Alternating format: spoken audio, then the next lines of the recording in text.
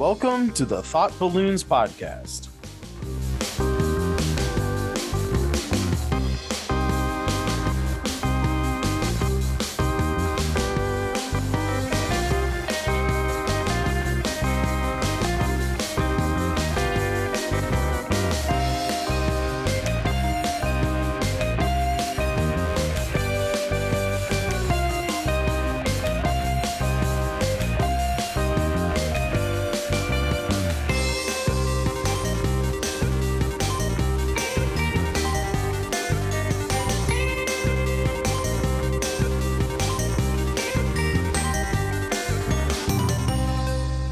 I am your host, Jeff Folsham. With me today is a good friend, an artist that I look up to. I love her style. She streams art on the internet.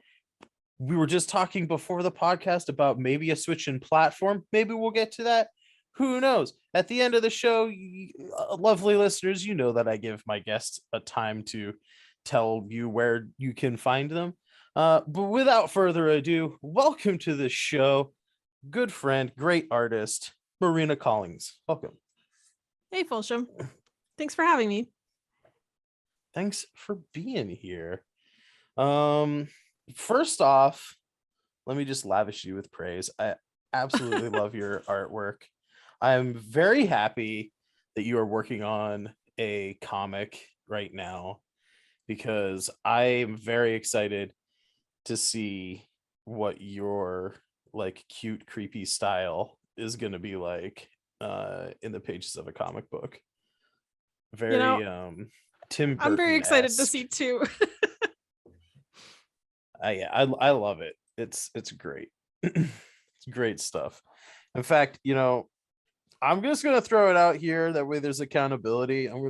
But one day I'm gonna have you do some artwork for one of my comics. That would be amazing. I mean, I do a couple of I have a few anthology projects. One is the Kickstarter that you know about, the Western stuff. But I have other ideas.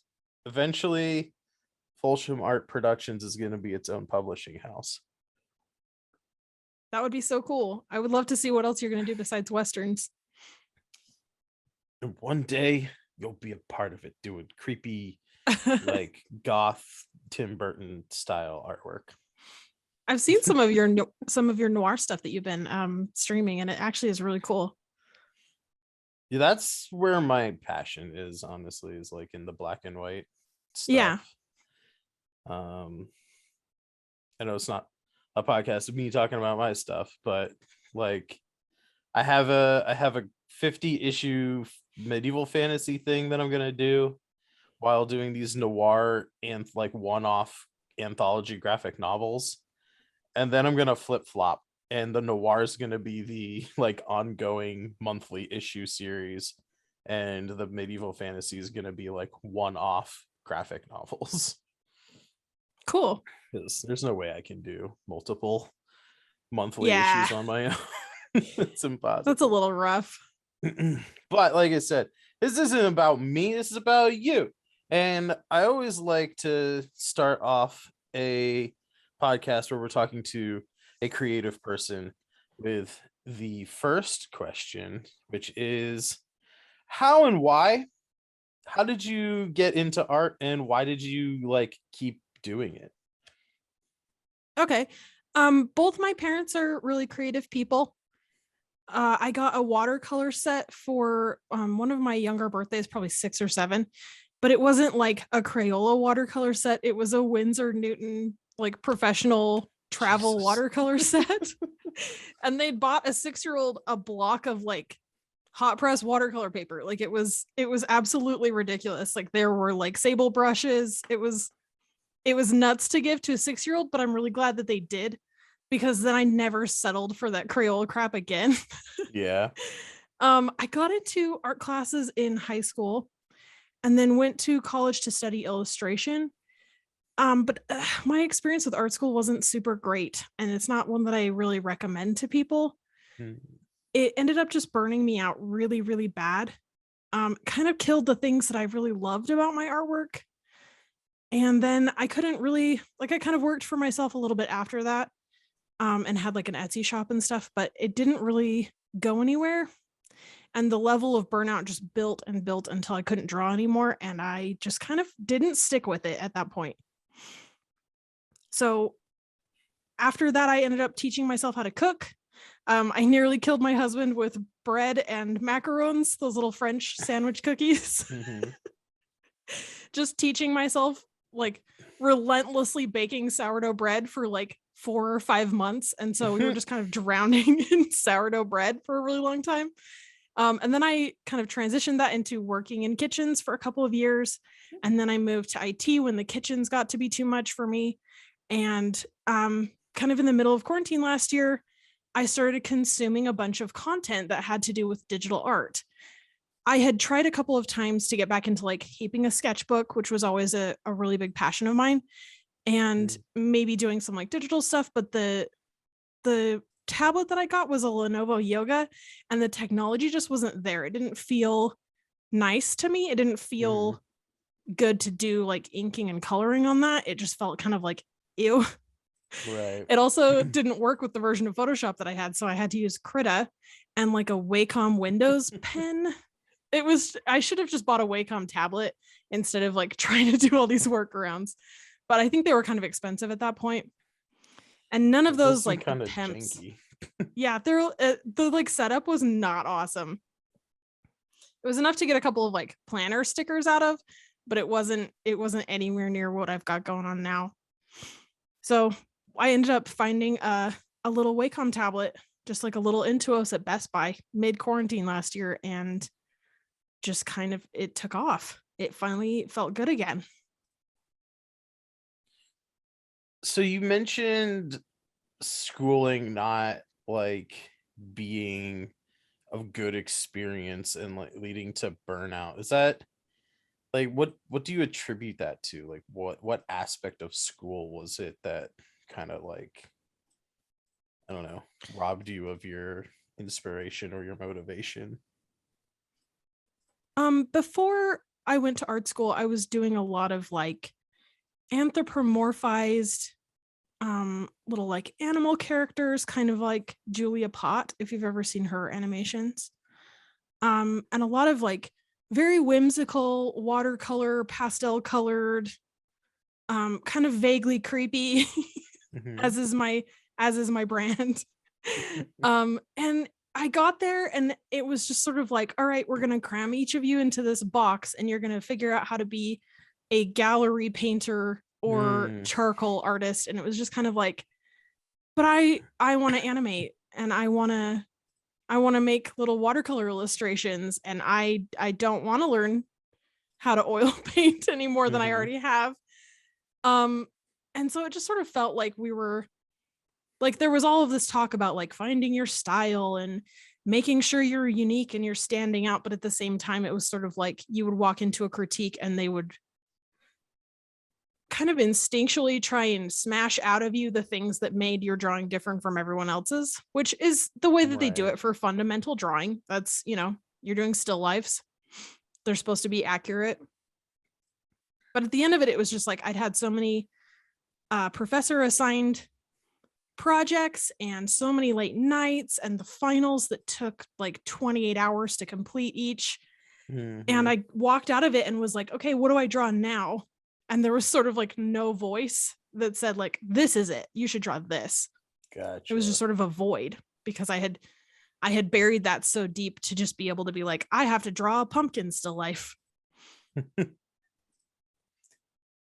Yeah, it is a weird kind of hypocrisy of art school, isn't it? To like, because I had the same general vibe when I was getting my illustration degree of like, you know, and it was never worded, but I think maybe this is why like I have a slightly different like experience with it.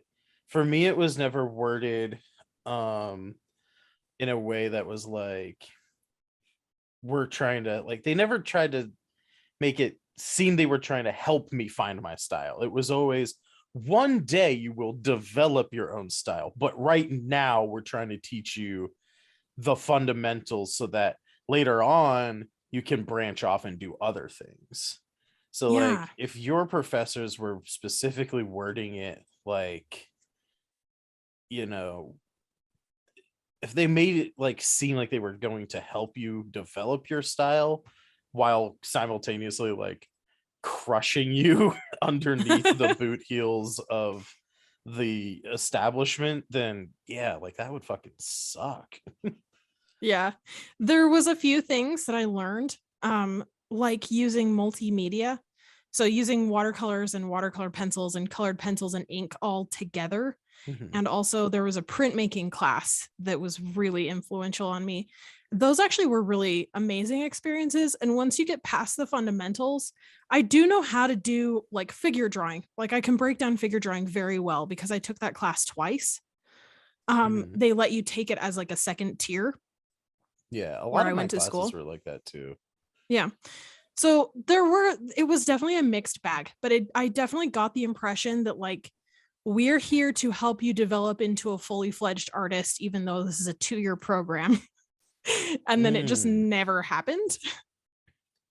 So you were in a 2 year oh man, that would be yeah. Well, So then it's even it was supposed more to funnel into like a 4-year, but I just was like, I have spent so much money on this and so much uh time, and I've lost so much that I'm not going to continue down that road. right. I can yeah, I dig that. I was gonna say like my my thing was just like a standard 4 year like bachelor's, and I was curious if part of the sort of what seems to me to be like an extreme like view that your professors took, or like the extreme like teaching methods that they took, was like if it was like an accelerated program or not. No, I don't think it was, because it was very much meant to be like, okay, now go finish your bachelor's at like this other place. Hmm. Um, but it was more just kind of like I attribute my sort of uncomfortableness with it with the fact that it was very much like we're going to teach you how to be a gallery artist, and that's kind of really the only Yeah. pathway you're allowed as an artist, when there was like production illustration and like I guess you could technically go into graphic design, but like Yeah. that was kind of it. It was either gallery artist or graphic designer. They didn't really teach like children's book illustration, illustration for web design, motion Right. graphics, animation, any of the things that I really was interested in. Yeah, I've spoken to a few artists about this. I think we may have touched it on it like in a couple of podcasts, but just like in general, like talking to other artists that have gone through like the established like university level art stuff that we've experienced. That's pretty much all you have two options, which seems pretty universal with everybody that I've talked to, which is gallery artist or advertising firm.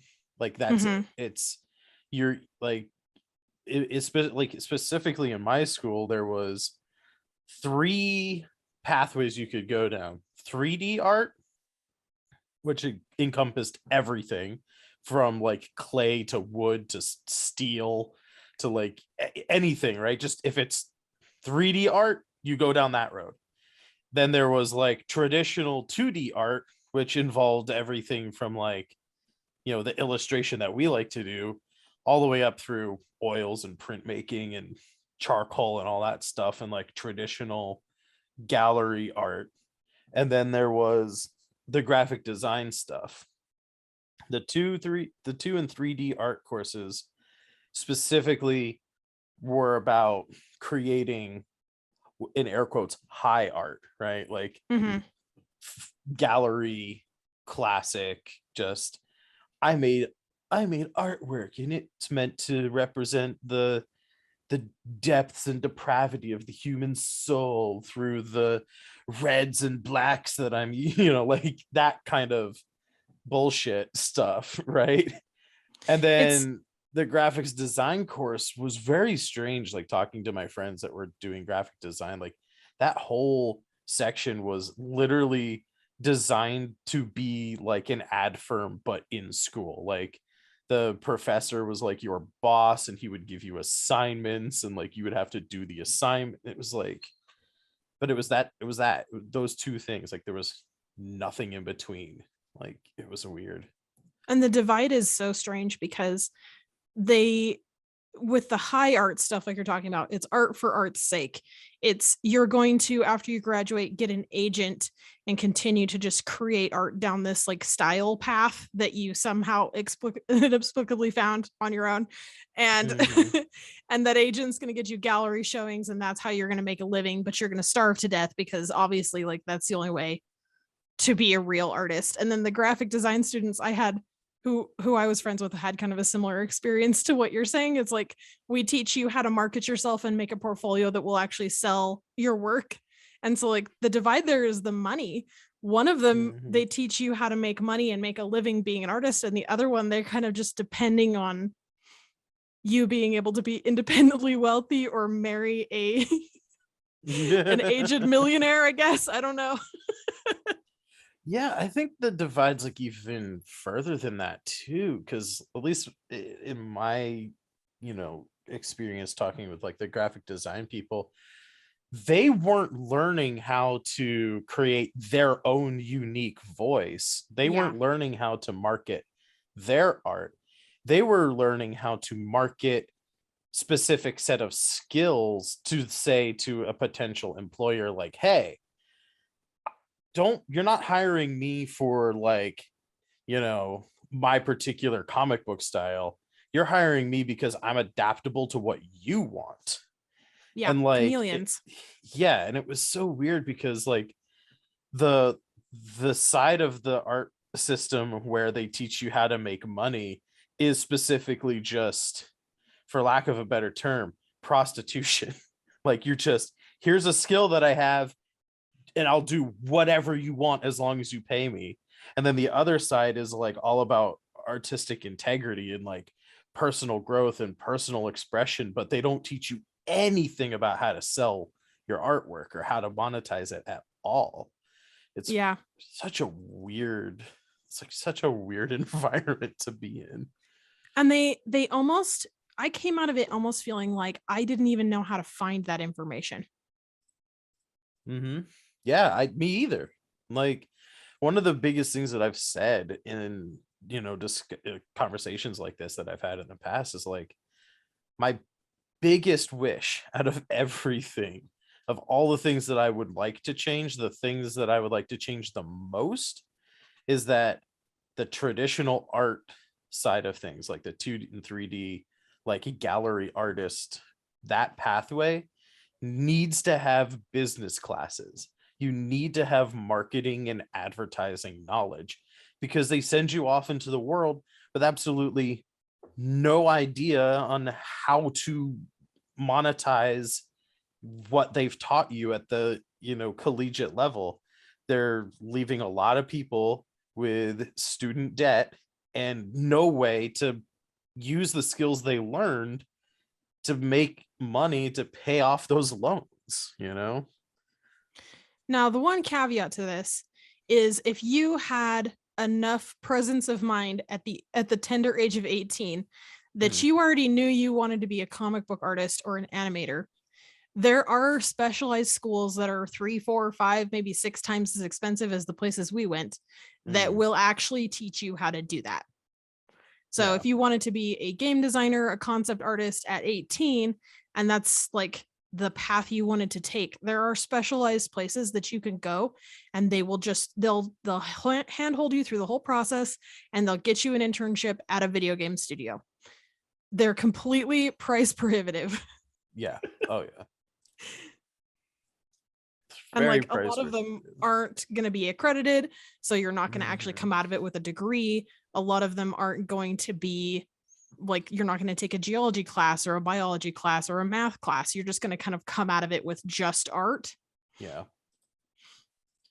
And then you also run the risk of like thinking that you'd want to do one thing and then at some point realizing that you made a grave error in judgment like I did, like I Mhm. made it 3 years into my film degree before I dropped out because I realized that that's not what I wanted to do. And if, Yeah. at some point you kind of like you it's hard to get around the sunk cost fallacy. I'll put it Yep. that way. Like at some point I really had to make that decision of, well, do I just continue and then like try and do something with my film degree, or do I just drop out? And I wouldn't say that this is the way to go for everybody, but I guess on a certain like silver linings of the dark cloud here, luckily my grades weren't too hot either. So when I was like put on academic probation, I was just like, yep, nope, I'm just gonna drop out because like I don't like it and it's not worth it to put the effort into like raising my grades up. So but yeah, I I don't recommend failing out of school to anybody. Yeah. I think it has a lot to do with different kinds of people also though. I think there are people who at the age of 18 they kind of do know what they want to do. And it's people who are able to specialize, of which I am not one of. Hmm. I do not specialize well. I want to do everything and everything at least like in mediocrity, if not like master class it. So I Yeah. want to be at least like generally good at almost everything that will produce any kind of serotonin in my brain. And that kind of just makes it so I do a lot of different things. And I didn't know what the heck was going on at 18. Your frontal Me lobe either. hasn't even like knitted back together yet. Yup. Yeah, like when I was 18, I was in the mindset of taking the like lesser of two evils. Like I didn't even really want a communications degree. I wanted to go to like music school. And I had just like spent like my entire junior year of high school learning to play the piano. And I learned not how to play the piano. I didn't learn how to read music.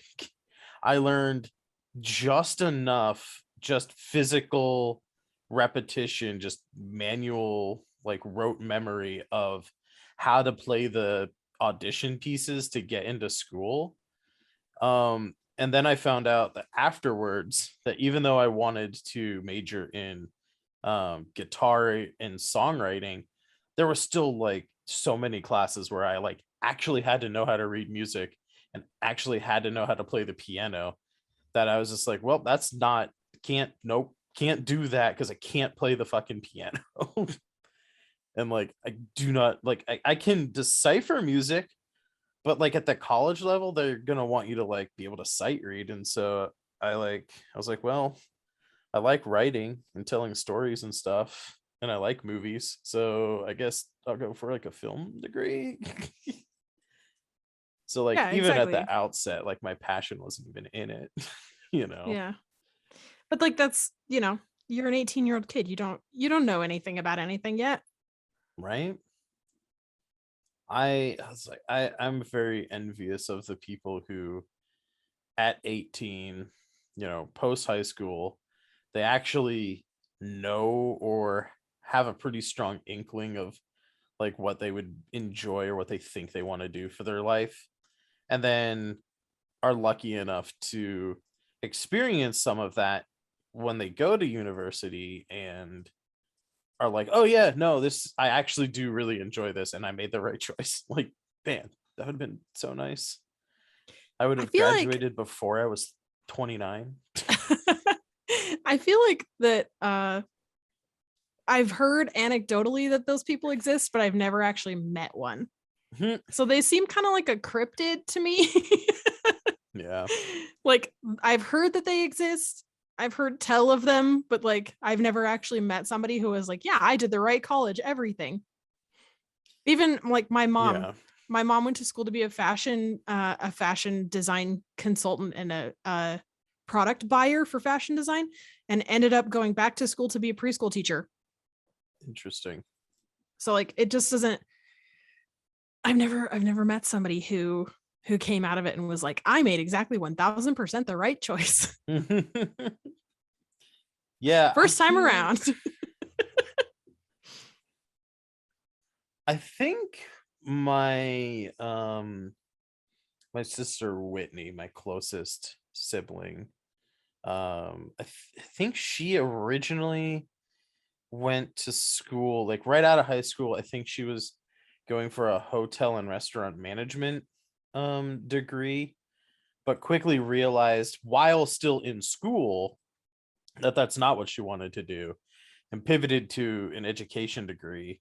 And she's not like a high school or elementary school teacher or anything like that, but she does like work with kids in an educational capacity. I don't know the specific thing, but she like works with the troubled youth who like act out, like have emotional issues, and they like act out and are like kicked out of school and have to go to like this specialized place for like kids with like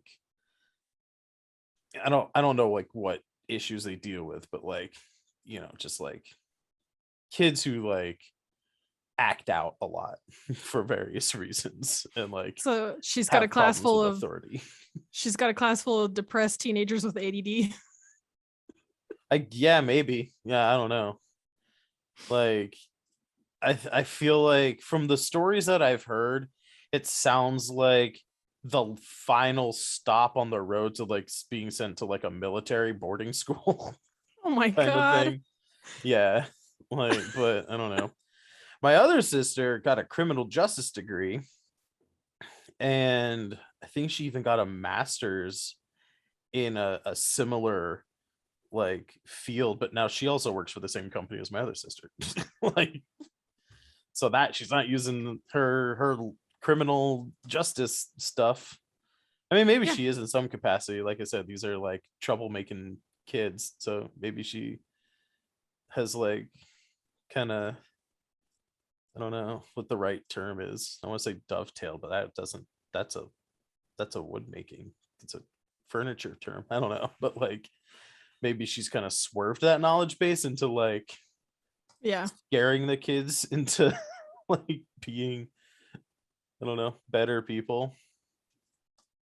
But yeah, man, it's a tough thing, to like be on this side of it and just been like, man, if only I had known what I know now back then. It's a I get that a lot because I have such kind of hyperactive anxiety. hmm, And I've taken to just reminding myself that I wouldn't be where I am. I wouldn't be who I am if I went back butterfly effect style and like told myself like, hey, don't do this, don't go to art school. I'd be a completely different person. right. So it's awesome to realize the mistakes that you've made, but like focusing in on like, oh, I wish I could change this is energy wasted because time travel hasn't been invented yet. Yeah. And even if it was, I wouldn't change it. I wouldn't risk it. What I'm do you so like think? happy and content where I am now that like messing that up for myself would be super uncool. Just as like a quick aside, like what do you think, like where do you think you would have been, like what do you think the path would be if you did tell yourself like, oh, don't go to art school? Like what do you think 18-year-old Marina would have done?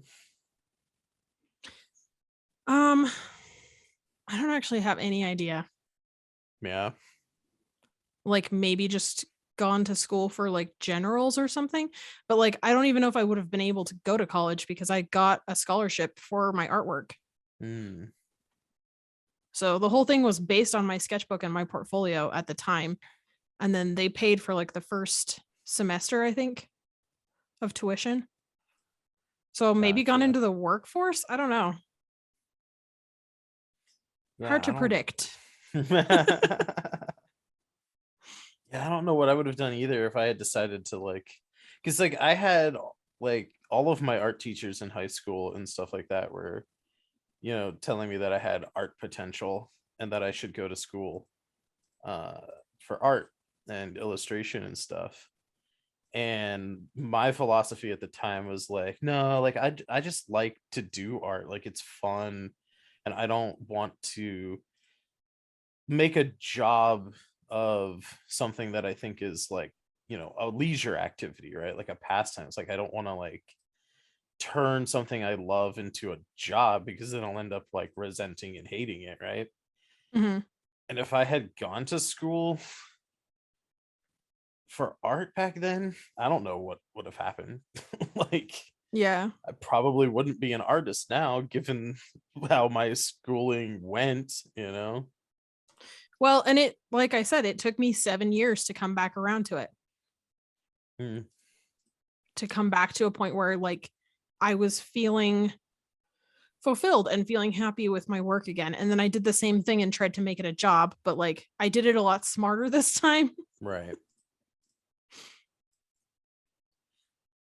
I mean, I Like, guess at the end of the day, for people like us, you're kind of lucky to have a passion that we're probably just we wouldn't stop doing anyway. So why not try and make revenue of it? And I think both of us have come to a point where we're not trying to, and maybe I'm speaking out of turn for you, but I get the vibe, especially like what we talked about beforehand in the conversation we've had so far.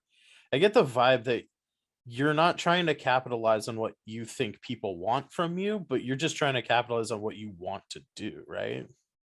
yeah. So the first kind of fresh out of art school business that I tried to do was basically like there wasn't a professor telling me what I should do anymore. So I kind of tried to do what I thought other people would like. Mm, And that's, I think, where I would attribute the bulk of the burnout coming from. You can only chase that so far before you're going to just go crazy. So this time around, my whole deal is I make the art that I want. And if people want it, that's fine. And if people want more of it, but I've already moved on to something else, that's too damn bad. Because I'm chasing I'm chasing my own art making high and not what I think will be a marketable thing. yeah. I don't have any idea if that's going to prove to be the right method. All I do know is for me personally, it is much more sustainable than trying to chase trends on Etsy. Yeah. Yeah, that's definitely fair. I would say, and this goes directly counter to your generalist philosophy. But I've taken a course or two, and one thing that I learned, I think it was in the comics launch course. I think it was. Anyway, one thing I've learned in the last, 18 months is like in order to become a generalist, you first need to be a specialist. Like, think of all of the athletes who then become actors, who then become like talk show hosts, who then become like self-help authors or something, right? Mm-hmm. Like these are people who had very specialized skills and then were able to branch out once they had like a dedicated following, right? So I think I think that's a little bit more what I'm doing. So yes, I am a generalist, but it's if you look at it on a micro level, I'm an extremely specialized generalist, if that makes any sense. Um Not at all, but continue. okay, so let me elaborate a little bit on that. Um when I first got into Twitch streaming, there came the need for emotes, as in every Twitch streamer's journey there is. And I spent probably something around 80 to 100 hours teaching myself how to become the best emote artist that I could Mm, at that time. So I spent a bunch of time watching other people's live streams, watching YouTube videos, finding articles on it, studying other people's work, making studies of other people's emotes, tracing over their emotes to see how they worked. I spent probably 100 hours doing that and then was able to kick out an emote that I was happy with. mm. So it's, yes, I am a generalist. I will do almost anything that sparks any kind of like joy, but they're also very specific and very focused. So like when I was in the emote making stage, I was not doing illustration or comics or animation or anything else. It was emotes 24/7 all the time until it was good enough that I was happy. And then once I was happy with it, I can kind of add something else. So then I went on to do like illustration and kind of focused on that a little bit. I figured out how to do digital painting. I figured out how to make my digital art look like block prints. And then I wanted animation for my stream. And so I hard focused on animation for like a month and a half. And that's all I did. So it's general, but it's also like I'm hyper focusing in on one tiny little aspect of it. Yeah, you're and like then teaching just yourself one thing at a time. Yeah. So one thing at a time, but also like obsessively. Right. And so like the concept that I was talking about is similar to that, but it's more like if you can become known, like if you can get an audience in one of those specific areas, then it's easier to like branch out and be like successful in other areas that are like related to it. Yeah, for So sure. like instead of getting to a point where you're like comfortable with emotes for yourself, you would take that one step further and become known as like the person to go to for emotes. And then when people like know like, oh yeah, she makes really good emotes, then you like introduce your like block print style artwork because it's similar to like, you know, one-off little emote images. Now you're doing bigger, more detailed one-off like images, right? And you're selling like stickers or like prints or something. And then from there you can like like keep mutating and getting like more and more broad. At least that's the philosophy that I was told. I don't know what I'm gonna do with that information. Yeah. I'm just gonna make comics, and if people buy them, cool, and if not, whatever. Like, like you know, Yeah. one day I'll be forced into a living situation where I have to be profitable, and then my weight loss journey will really begin because I'll be a literal starving artist. Oh no. Don't do that. Listen, my backup plan is to grab my guitar and head to a place where coconuts and bananas grow, and I'll just live on a beach. And I'll That's just fair. drink coconut milk and eat bananas. Die of scurvy. I don't know. Bananas don't have enough vitamin C to keep you alive? Maybe. I don't know. Do bananas have vitamin C in them at all? I don't know. I have no idea. If I can walk around, maybe I'll go to Hawaii and pineapples. They have vitamin C. That'd make sense. Yeah, I'll just go somewhere warm where I can live outside all the time. And I'll just play my guitar on the beach. I feel like there's at least 5 rom-coms about just exactly that. Maybe. I don't know. I couldn't name them because I don't ever watch rom-coms, but Me I feel like they either. exist. And if they don't, someone may hear this podcast and make one. There you go. Free idea. Pineapple guitarist. The hard thing about rom-coms is that those situations are so highly specific. Is like they never work in real life. They would never work in real life.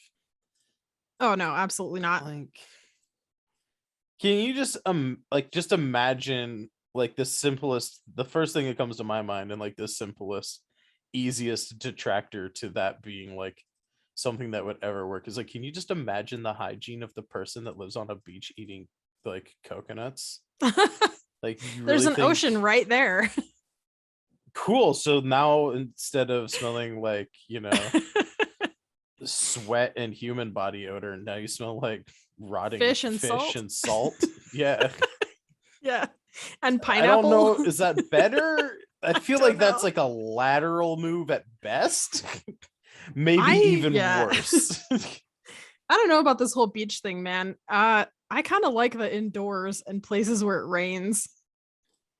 Oh yeah, me too. But also, like, if I'm, so poor that I can't afford food, I probably also can't afford like a place to live. So you want to go somewhere warm that you're not going to freeze to death in the winter. I feel like you need to do some research on tiny homes. Tiny homes? Yeah. I'm too big for a tiny home. It's not going to work. Maybe after a few years of, the starving artist diet, then maybe I'd fit in a tiny home. Yeah. I got really obsessed with tiny homes at one point, and like I really want to make one of these. And my husband was like, I'm 6'3" Nah. and we have 2 cats who hate each other. Like, no. I think at this point, the closest I'll ever get is the 650 square foot apartment that we shared between me and him and the 2 cats who hate each other. That was about as small as I think we'll ever go. Yeah. Yeah, it was for an artist and a gamer and an audio engineer to be like in the same space. It just didn't. We have too many hobbies. Yeah. Didn't work. I mean, maybe one day you'll be able to fulfill your dreams of a foldable toilet that collapses into the wall with a sink on the back side of it. I feel like maybe a tiny home made into like an art studio in the backyard of an actual home would probably be like the next logical step. Just like a 1 or 2 room art studio building that's just like separate. That'd be cool. I think I would miss my cats though, because they're always in my office just chilling.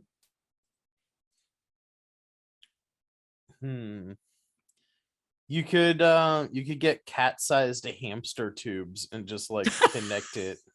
Yes. So they can like, I so love that way it. they don't like get out and like,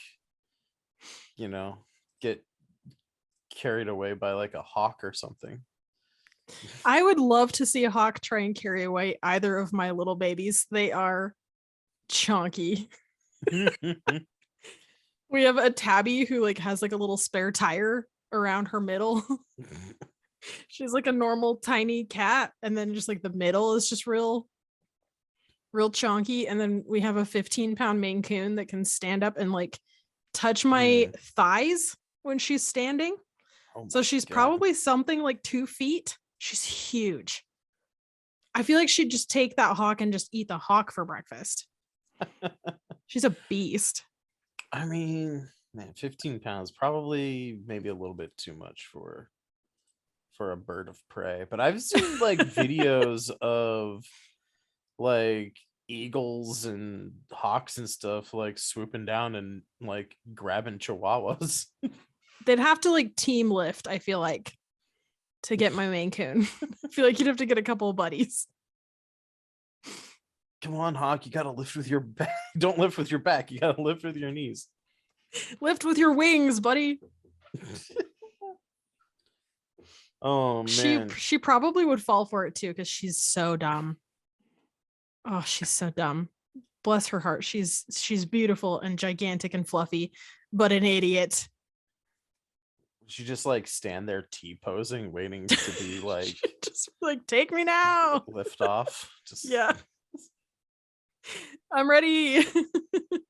Come on, hawk. Let's reenact that scene from Titanic. Yeah. Oh man. Yeah, I think bird attacking small pets is a great place to take a quick break. Sounds good. We'll go here to some ads, and when we come back, we'll talk a little bit more about the journey of art post school and like figuring out how in the hell we come up with our own styles. Hey there, Jeff here, wanting to let you know that you can support my various projects on patreon.com/Holsham_art. We have a bunch of tiers with great rewards starting as low as $1. With just $1 a month, you can get your name in the credits of my comics, Twitch streams, and YouTube videos. Your questions get priority over non-Patreon supporters during our listener feedback section on the Thought Balloons podcast. Plus, you get access to our Patreon members-only area of the Discord community. For those of you that like comics, I release short stories, full issues, and even full graphic novels at the $3, $5, and $10 tiers respectively. You get these stories as soon as they are completed and well before they are put into projects for the general public. We also have rewards like monthly art classes, coloring pages, and you can even read scripts and help design characters from my comics before they're even drawn. Whether you support us monthly for $1, $20, or anywhere in between, it's your support that helps fund my projects, and for that, I am greatly appreciative. So head over to patreon.com/Folsham_art to sign up today. That's patreon.com/FOULSHAM_ART. The link is in the description.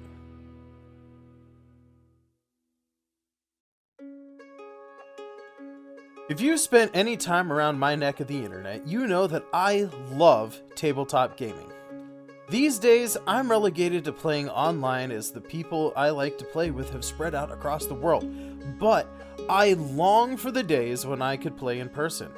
For those of you lucky enough to have a group of friends to play tabletop games with in person, you should celebrate that amazing gift with the premium products from Legendcraft.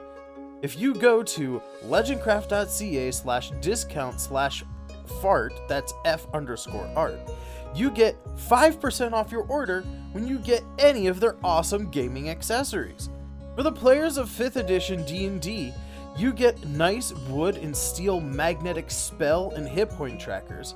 And for game masters out there, premium wood and steel Vanguard GM screens are fully customizable as they too are magnetic.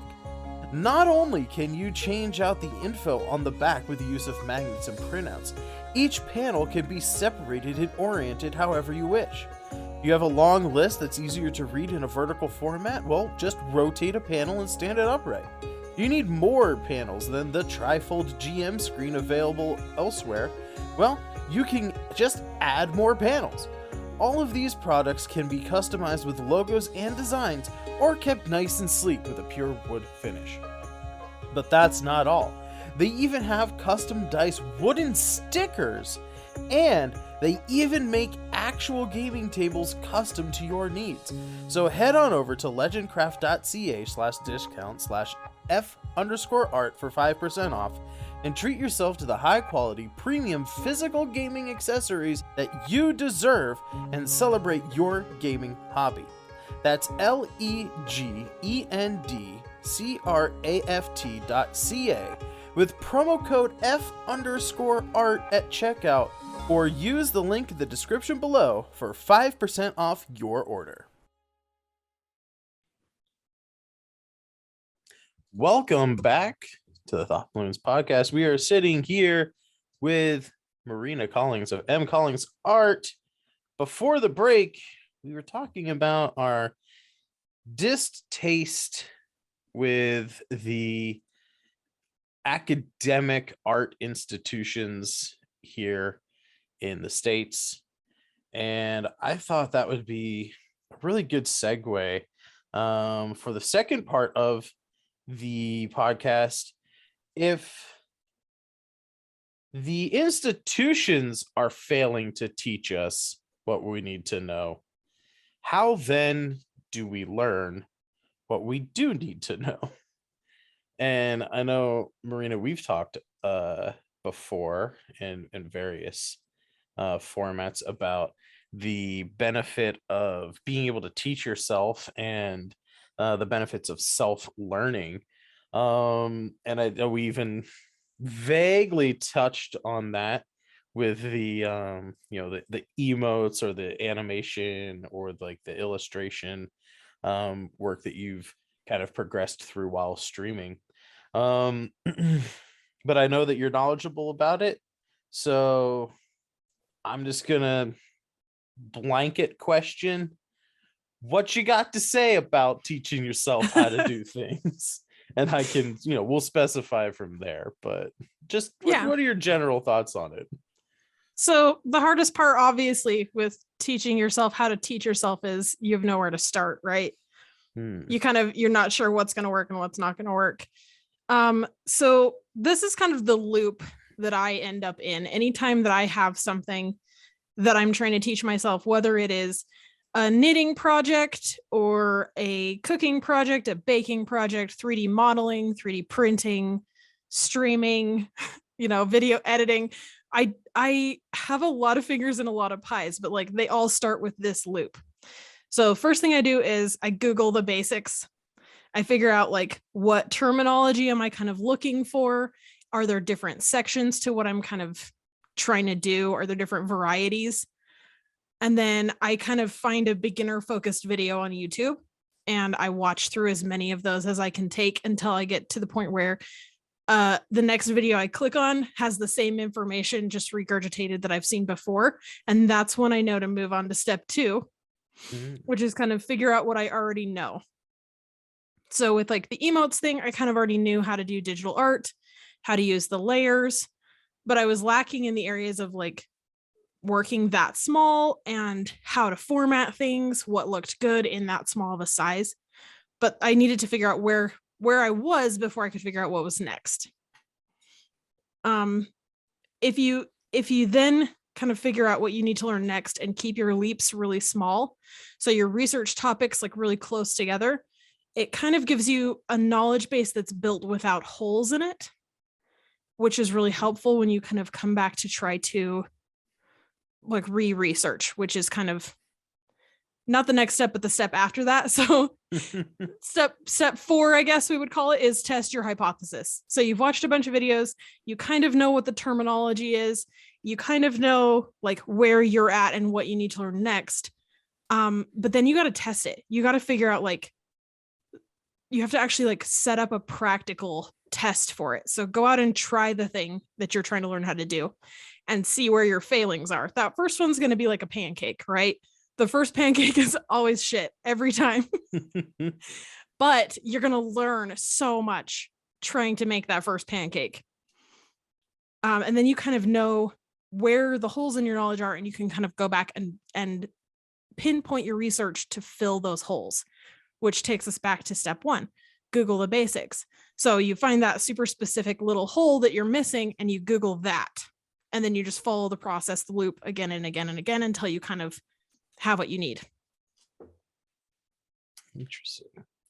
At what point do you think, or maybe this is a trick question, I don't know, but at what point in the process do you start to figure out the things that you don't know yet? So that's what the testing the hypothesis kind of is for. If you think you know everything about it and then you go and you try and like actually do the thing, I guess we should probably come up with like a practical example. So chocolate chip cookies, right? You've never made chocolate chip cookies before. You Googled the basics, you have a recipe, you think you know how to do it, you go and do it and they epically fail. You're going to learn right where your weaknesses are, right? Maybe you didn't understand how to cream the butter and the sugar together. Maybe you didn't understand like the baking time or the baking temperature correctly. You're going to find out like where those holes are. And then you can kind of go back and like look at your recipe again, look at somebody else's recipe, compare what the differences are. How many, on average, I would just say, or like in your experience, for you specifically, obviously everybody's going to differ, but like how many iterations on these things does it usually take you before you feel like I'm good for where I want to be? Like, like what you said in the first half of the show, like going from emotes and like moving on to something else, like when you're like, yeah, I can do emotes now.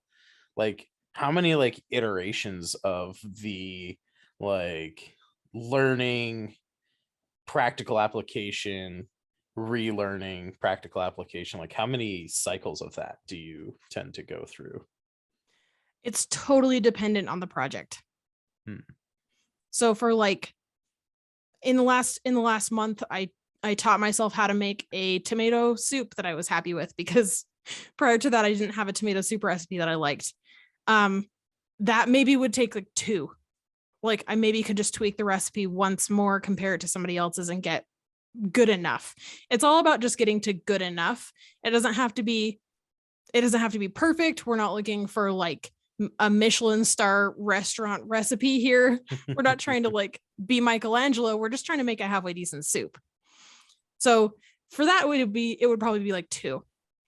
Now, for something like 3D modeling, which I'm kind of in the process of teaching myself a second time, that's going to take maybe hundreds, because there's so many different things that are like, okay, I need to know how to turn on symmetry mode and like why I would use that and how to use that properly. So I would go through that whole loop for like just individual tools, maybe, to get to like a 3D model that I'm happy with. Right. Wild.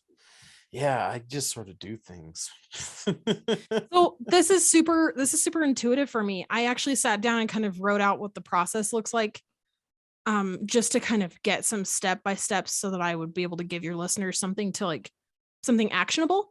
But I don't sit down and go, okay, it's time to Google the basics.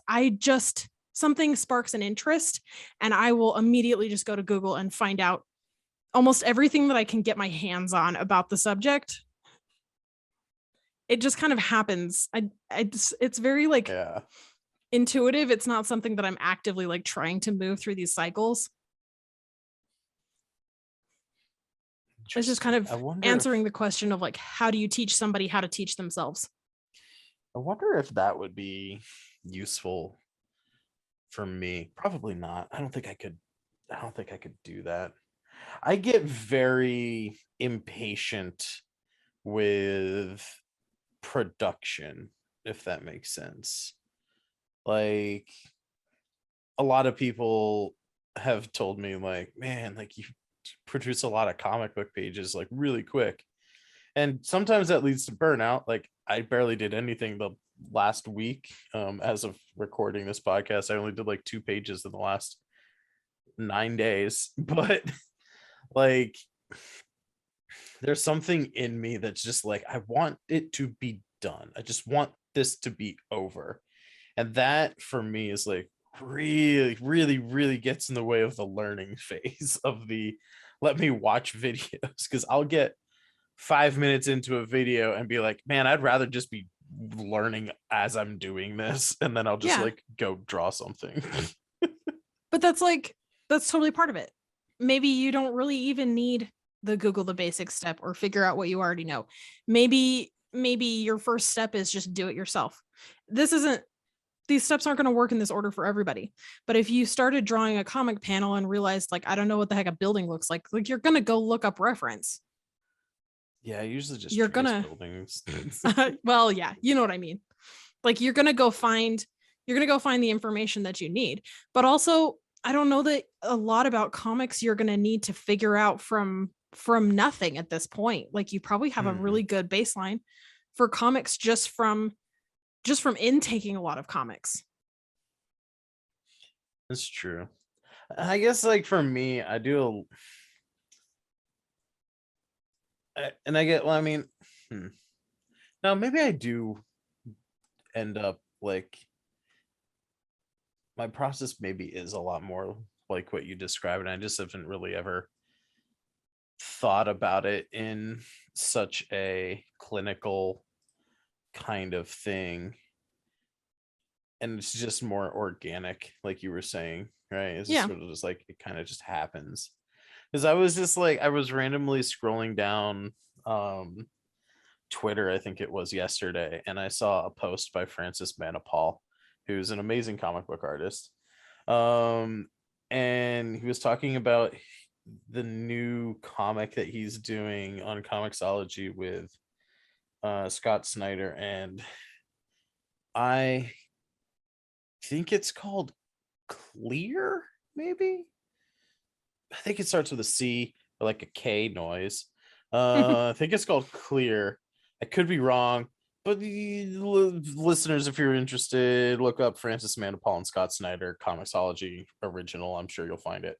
And he was talking about, it was a Twitter post he made talking about a YouTube video that he posted about how he colors, and I think you, Marina, you know me well enough. I hate coloring. I Yeah, really you hate don't coloring. you don't want to color ever.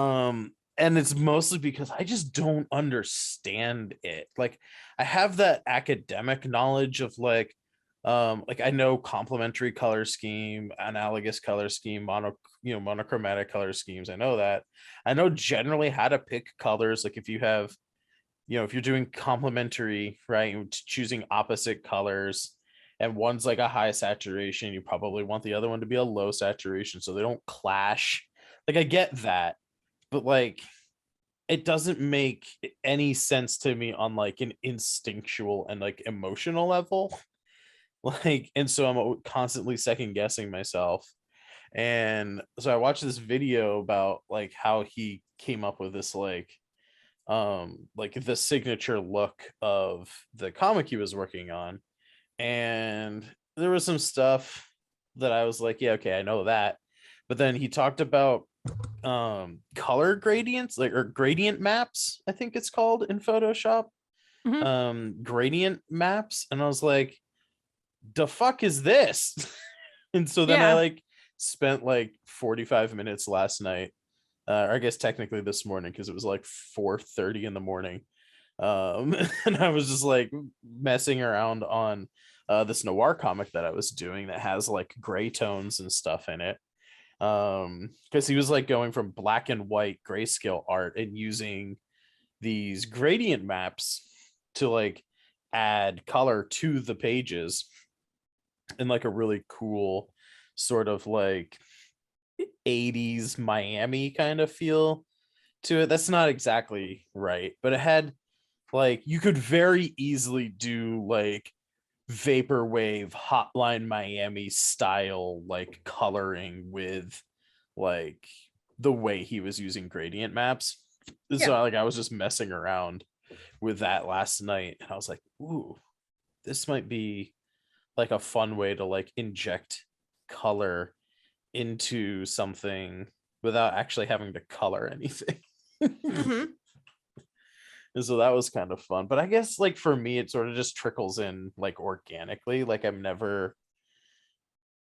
I guess I'm never like going out and seeking the knowledge. And when I do, I find it very difficult to like actually like pay attention like to what I'm trying to learn. I find it difficult to teach myself, but easy to absorb information if it's just like, oh, that seems interesting. I want to watch this 20-minute video right now. But it's more like a flight of fancy kind of thing.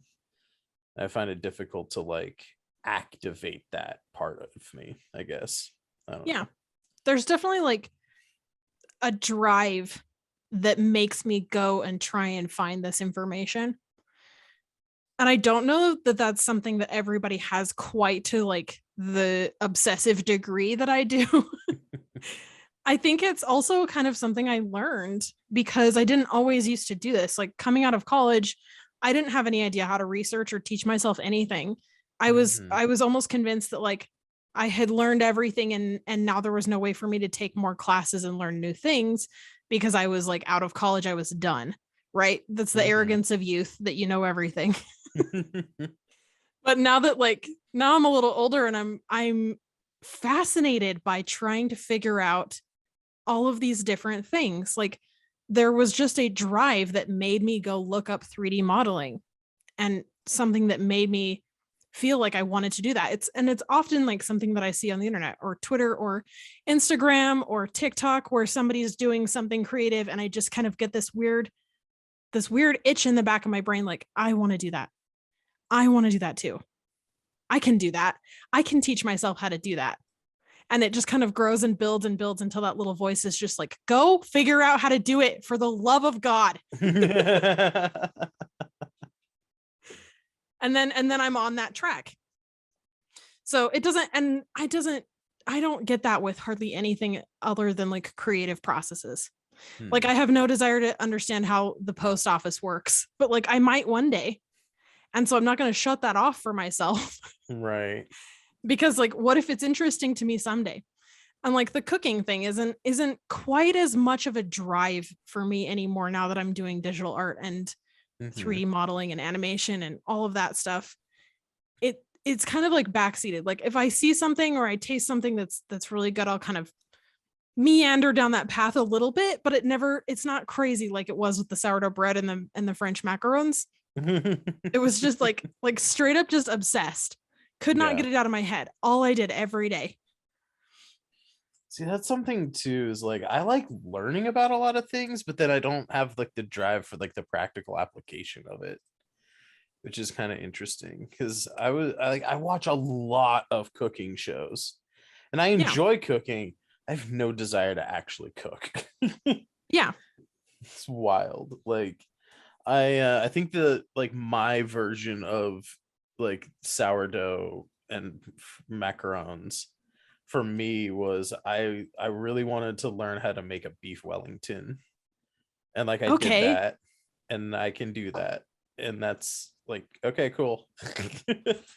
But like Right. I But it's was like, just like learning yesterday or the day before yesterday about like mochi and like all these mhm. different like mochi recipes and like I know like it clumps like so you have to like sift the mochi flour and all this other stuff and I was like that's interesting. It's like really cool.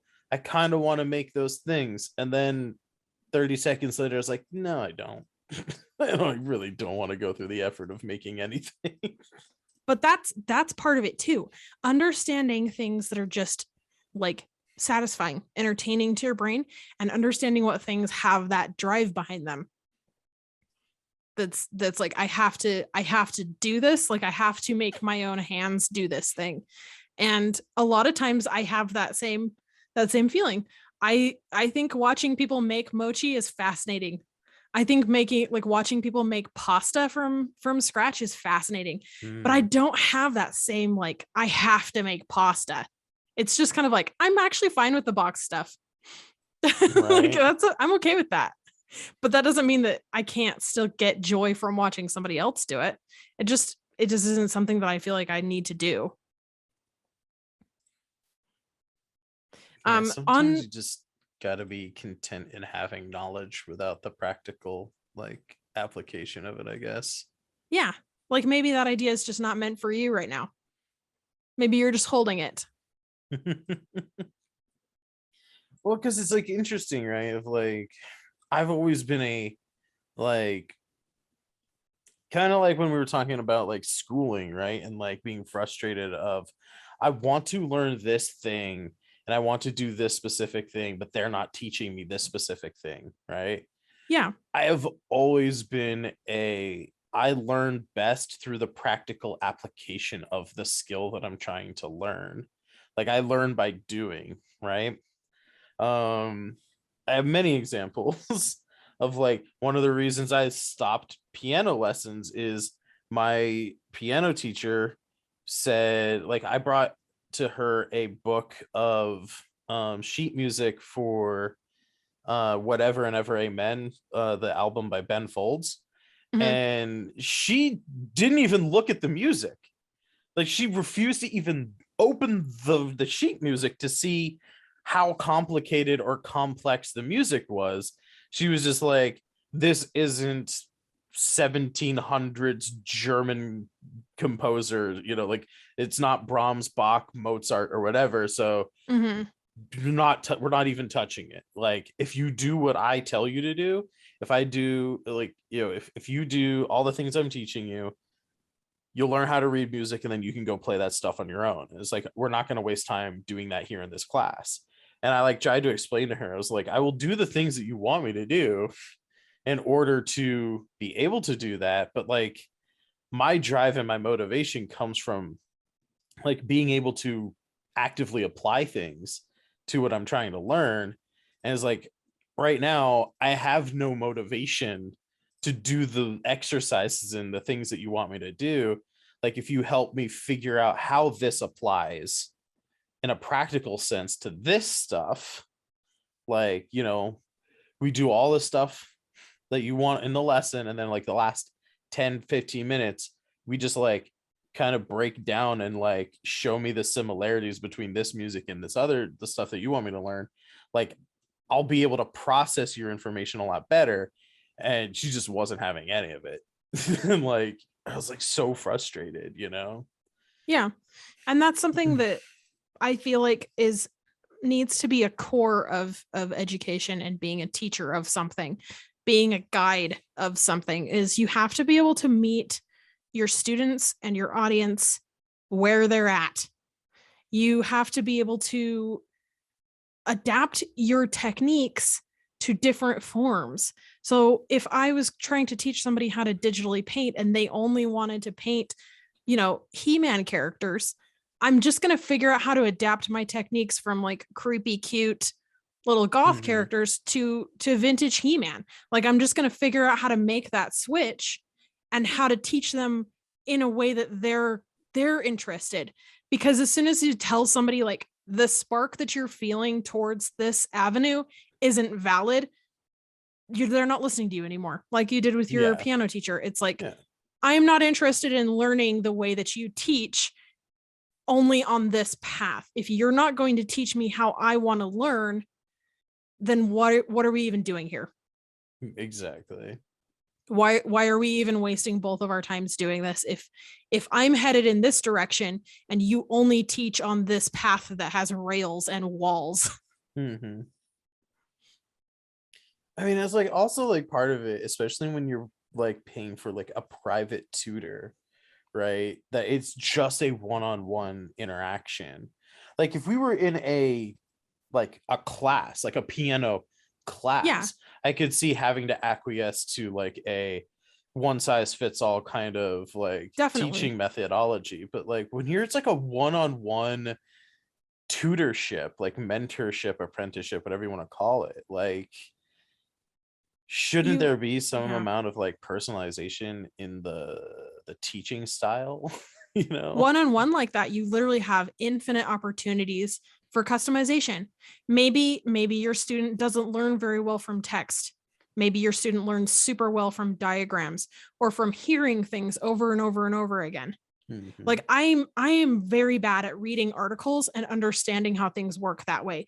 I have a really hard time digesting step-by-step like written instructions.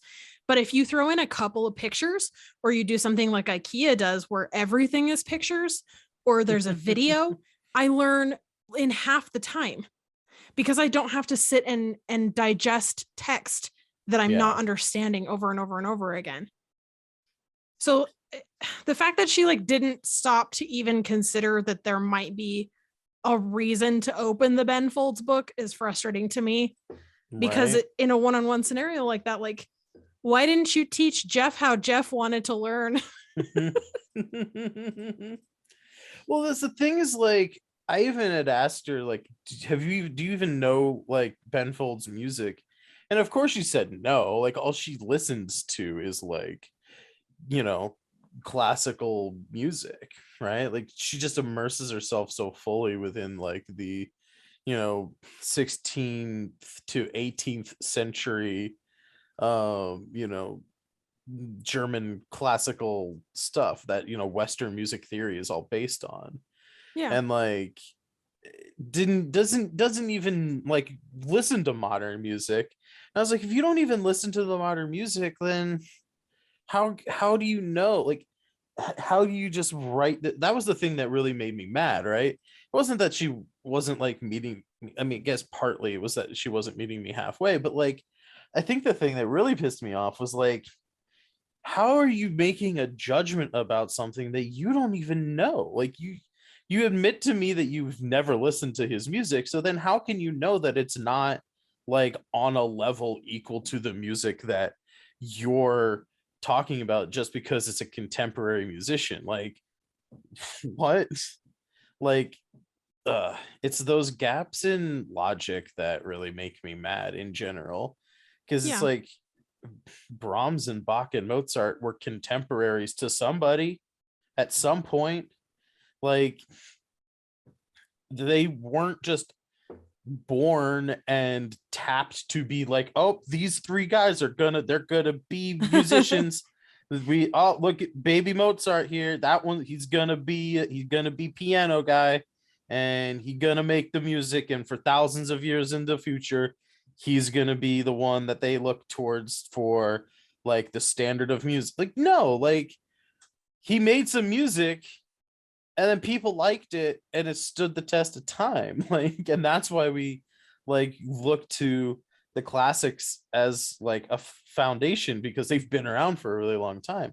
But you have to think like at some point there was probably people who were like, uh Brahms and Bach, like what? I'm not going to teach you how to play like Brahms and Bach. Like, no, we're going to strictly learn how to do Gregorian chants from 200 years ago. Yeah. Like, uh, it gets so frustrating, like for when people just throw something out without knowing about it beforehand and not willing to learn about it to see if there's any like merit to what the person requesting this has, Yeah. it's so frustrating. Well, and you probably could have learned a lot from playing Brock and Bombs and Brock. Yeah. Jeez. Yep. Bach and Brahms and Mozart. You probably could have learned a ton from studying that stuff, but because she Yeah. sat down and was just like, absolutely not, and squashed the little tiny flame of interest that you had, you quit. Yup. And now So. the skills of piano that I can play is as long as we're in the key of C or A minor and I'm chording with my left hand and noodling around in a melody on my right hand, I can play the piano. But as soon as you add in black keys or anything that's not improvised, I can't do it. Can't do it. You might come back to it one day. You never know. I've thought about it, but like learning a new language is really hard. And Yeah. when you come down to it, learning how to read music is like teaching yourself how to speak a different language. Yep. Like deciphering what all those little black dots mean. It's so hard. Yeah. It's so hard. I feel that. So And the you brain mentioned, plasticity is not there anymore. yes, it is. That's a lie. No, my brain, it's like quickcrete. It's a No, it solid isn't. brick. I don't even believe that for 1 second. You taught yourself how to run a Kickstarter campaign not even 6 months ago. That apples and oranges. No. If you can Can't teach yourself one thing, you can teach yourself anything. I believe that. I think stop that using like logic. Your I logic think holds no sway. legitimately, I think legitimately, if you had the drive and you just suddenly got a wild hair, I want to figure out how to learn music, you would do it. But because there's no interest for you in that right now, it's not going to happen. That doesn't mean Yeah, it's gone forever though. and I think it goes back to like what I was saying about myself and the practical application of it, right? Is like when I first got into music, it was like I saw a Frank Zappa on SNL, and I was like, man, I want to be like that guy. And so I learned to play the guitar and I started a band. There was like a practical drive behind it, right? Yeah. I no longer have the actual like burning desire to be a working musician. And Yeah. so I don't play music anymore. It's moved. Now you have the burning desire to be a noir comic maker, and that's totally fine. That's the whole point. Why would you be stuck in making a band and being the next Frank Zappa for your whole life? Like that doesn't make any sense to me. I don't understand people who can specialize that hard because I just have constantly been moving from thing to thing for like my entire adult life. And that's what keeps it fresh. That's what keeps it interesting for me. I wonder if there's like sort of like some kind of social construct or like social subconscious drive just due to the culture that we live in that makes me feel like I need to specialize in something Yeah, because that's like absolutely. the norm. Yeah, they tell you your whole life, like even down to like kindergarten where they ask you what you want to be when you grow up.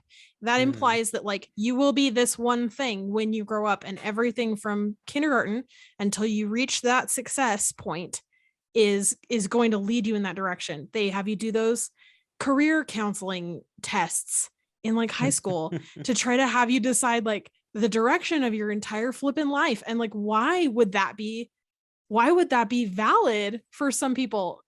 Now, granted, this might have something to do with like the very specific mess of brain chemicals that I have.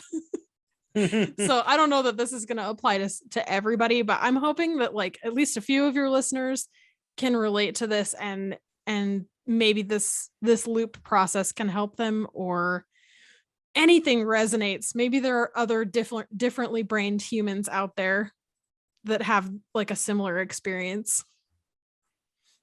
I guarantee you the people listening to this probably relate a lot. So you mentioned gradient mapping Mm. and how you struggled with um, figuring out how to color things in a way that feels natural and feels fun. Hmm. So I have a suggestion for your gradient maps next time you decide to mess around with that. Look into gamut masking. Gamut masking is taking that little sphere, the little square that is like the color wheel, Hmm. and masking off a specific section of it. So it's like I want to do like a triangle gamut mask. So you would set up your points on your on like your main color. Say my main color is green. My gamut mask is going to show um I'm trying to remember. It's like a let me look up the color wheel really quick. I can't see things in my brain without actually pulling them up. So it's really hard for me to explain that like without actually seeing it.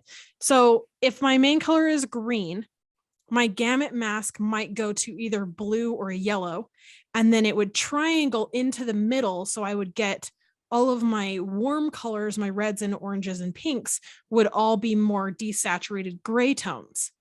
So it's kind of a cheat to allow you to pick a palette without ever actually picking a palette. And you can do gamut masks of I've like circles and seen that. squares, Yeah. like a star. You could do basically anything you wanted. And then you apply that as a gradient map to your black and white gray tone work. And it gives you like a different vibe. I've never known what that was. So gamut, gamut masking. GAMUT masking. To look that up because I've seen people doing like they have like the. I was just like looking at Photoshop as you're talking about that because I just obviously have it open, but Right. um I don't see a. Or wait, is it the? No, It's that's something you not have to it. do manually. It's not a process that's built into any program that I know of. So you kind of Gotcha. just would grab a color wheel and draw on a gamut mask on another layer, and then you can kind of move it around to however you Okay, wanted, and then you can kind of gotcha. just color pick in those areas, make those little pickings into your gradient map, and then apply that gradient Hmm. map to your grayscale drawing. Yeah, because I've seen it where like it's on a color wheel that's like a solid circle and it Mm-hmm. sort of just radiates around like color just blending in from one to another.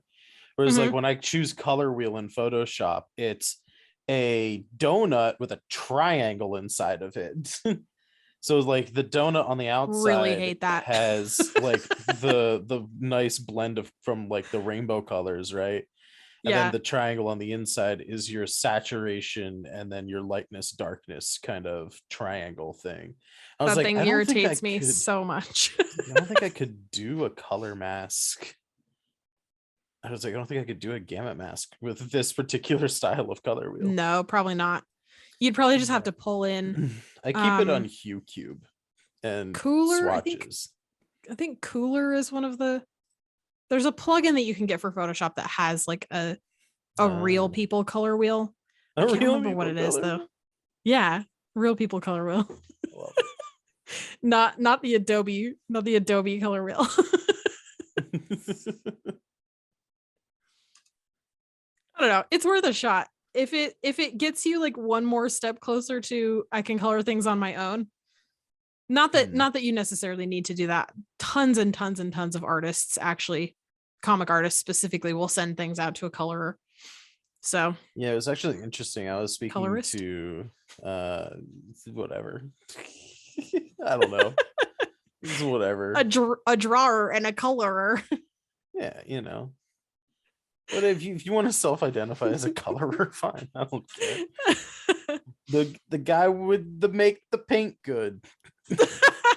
Yeah. I was actually speaking to my colorer last night. Colorist, I don't know. We were talking about that last night. Actually, is he was saying, I can't remember exactly how he phrased it, but it was something like he was basically saying like the idea of like if you want something done right, you got to do it yourself, and like you can't trust other artists to achieve the specific results that he is after in like the art. And he's like saying how he's like always doomed to do everything himself.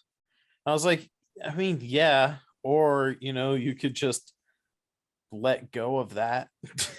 You could just Yeah. really try and just resign yourself to like release control, because I used to be like that too. Like I used to, like when I was in music and doing a band, like when I was a teenager, I was like a like creative like prison warden. I don't know. Like I just like needed to be the one in control.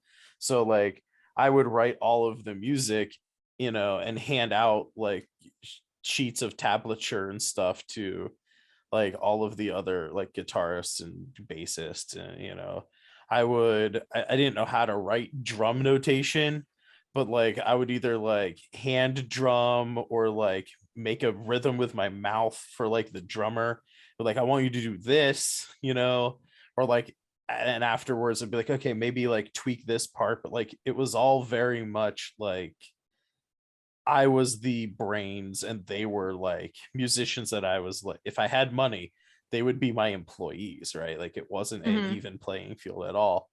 And I used to be that way about my illustration art as well, until the like frustration and distaste for coloring overpowered my desire for it to look the way I want it to look like in my head. And Mm-hmm. I was just like, I like the way Abstracto colors stuff. It's not how I would color it. It's not how like I want it to be colored, but I like his coloring and I don't want to do it. So just like, there Yeah. you go. You know? It's back to that good enough. Like Yeah, exactly. the stuff that I'm doing is frustrating and torturous, and like getting somebody else to do it, it looks good enough. Yeah. And so like Yeah. that'll get us at least far enough that I'm happy with it. And that's, you know, that's a good end point. There's no shame in that. And I think there's also something to be said for being a DIY or die. Like I totally relate to that. I will do everything myself until the point when I can't, like physically can't. And then I'll ask for help. And it's so frustrating to me. Our dishwasher broke a little while ago, and like I required the assistance of my husband, who is technical and understands how to fix machines. And it was so frustrating to me to just feel like I can't do anything to move this process forward myself. Like I am completely at the mercy of someone else figuring out how to do this. And I was like, all right, just like you're saying, sacrifice the ego on that one, and just realize it's not worth the time for me to teach myself how to fix a dishwasher at this juncture. I have no desire to take up that hard drive space in my brain. I have no desire to go down that path. Like it's not interesting to me, and he already knows how to do it. So just functionally like wash the ego clean of that for a while. Right. And as someone who is on the record as saying I'm aromantic, I don't understand relationships, but to me, wouldn't like that's part of the benefit of being in a partnership, right? Is like the other person fills the gaps that you don't have. Like, Yeah, very much so. And I got super lucky, and he does. He fills a lot of the gaps that, like, I'm a very emotional person. I have a lot of anxiety, and I am very prone to depressive episodes. And he's super logical and is able to kind of like talk me through weathering those better than I could do myself. He super like understands when those are happening, but he's on the outside of it, and he's able to kind of see objectively what's going on, where I totally can't. But I also can't draw, or I mean I can draw, but he can't draw for shit. So mm, anytime there's like, I need something visual for this, I need to articulate something visually, I am able to kind of understand, because we spend so much time together and we talk like constantly. um I'm able to understand kind of on his level what he's trying to say, and then kind of translate that into something that could be understood visually. right. He's like super amazing with audio stuff. So when we set up the stream, I did all the graphics, I did all the like tweaking, and then he did all of the audio and the mic setup and the plugins. And it just kind of meshed like perfectly. It's a very weird experience to just like have your partner be the missing bits. And I don't know if that's something that everybody gets to experience. Yeah. Yeah. Like that would be great if only I wasn't such a narcissist. I can't love anyone as much as I love myself. I don't know if that's the reason. Like I said at the beginning, this isn't a podcast about me. This is that unraveling that would be an entire like 2 or 3 episode journey of like figuring out what's wrong with my brain. And that's why I have a therapist that I'm seeing There tomorrow. you go. Nice. Actually. See, you will figure it out. Just maybe not live on the air. Yeah, maybe one day. But yeah, it's cool. Like actually, you're talking about like you do the visual, he does the audio. Just kind of reminds me about like we were talking earlier, like the education and going down a certain path, and like how we all are the products of our experiences and stuff. It's like when I was starting the podcast like earlier this year, and wanting to like make sure that I had like a pretty good microphone and stuff for it, I like did some microphone research, and it turns out that the microphone that I purchased back in like 2005, when I was in a band and doing recording and stuff, and was like doing home recordings and like making EPs and stuff, the microphone that I used for that was actually just a really good, just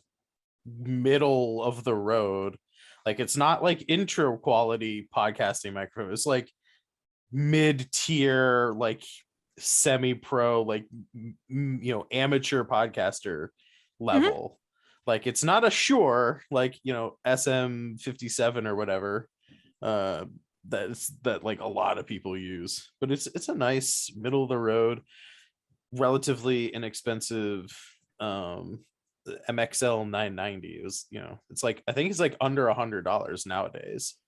Yeah. And the one I have now is actually just a replacement of the one I used to have, because that one was just so old that it was like dying because of just age.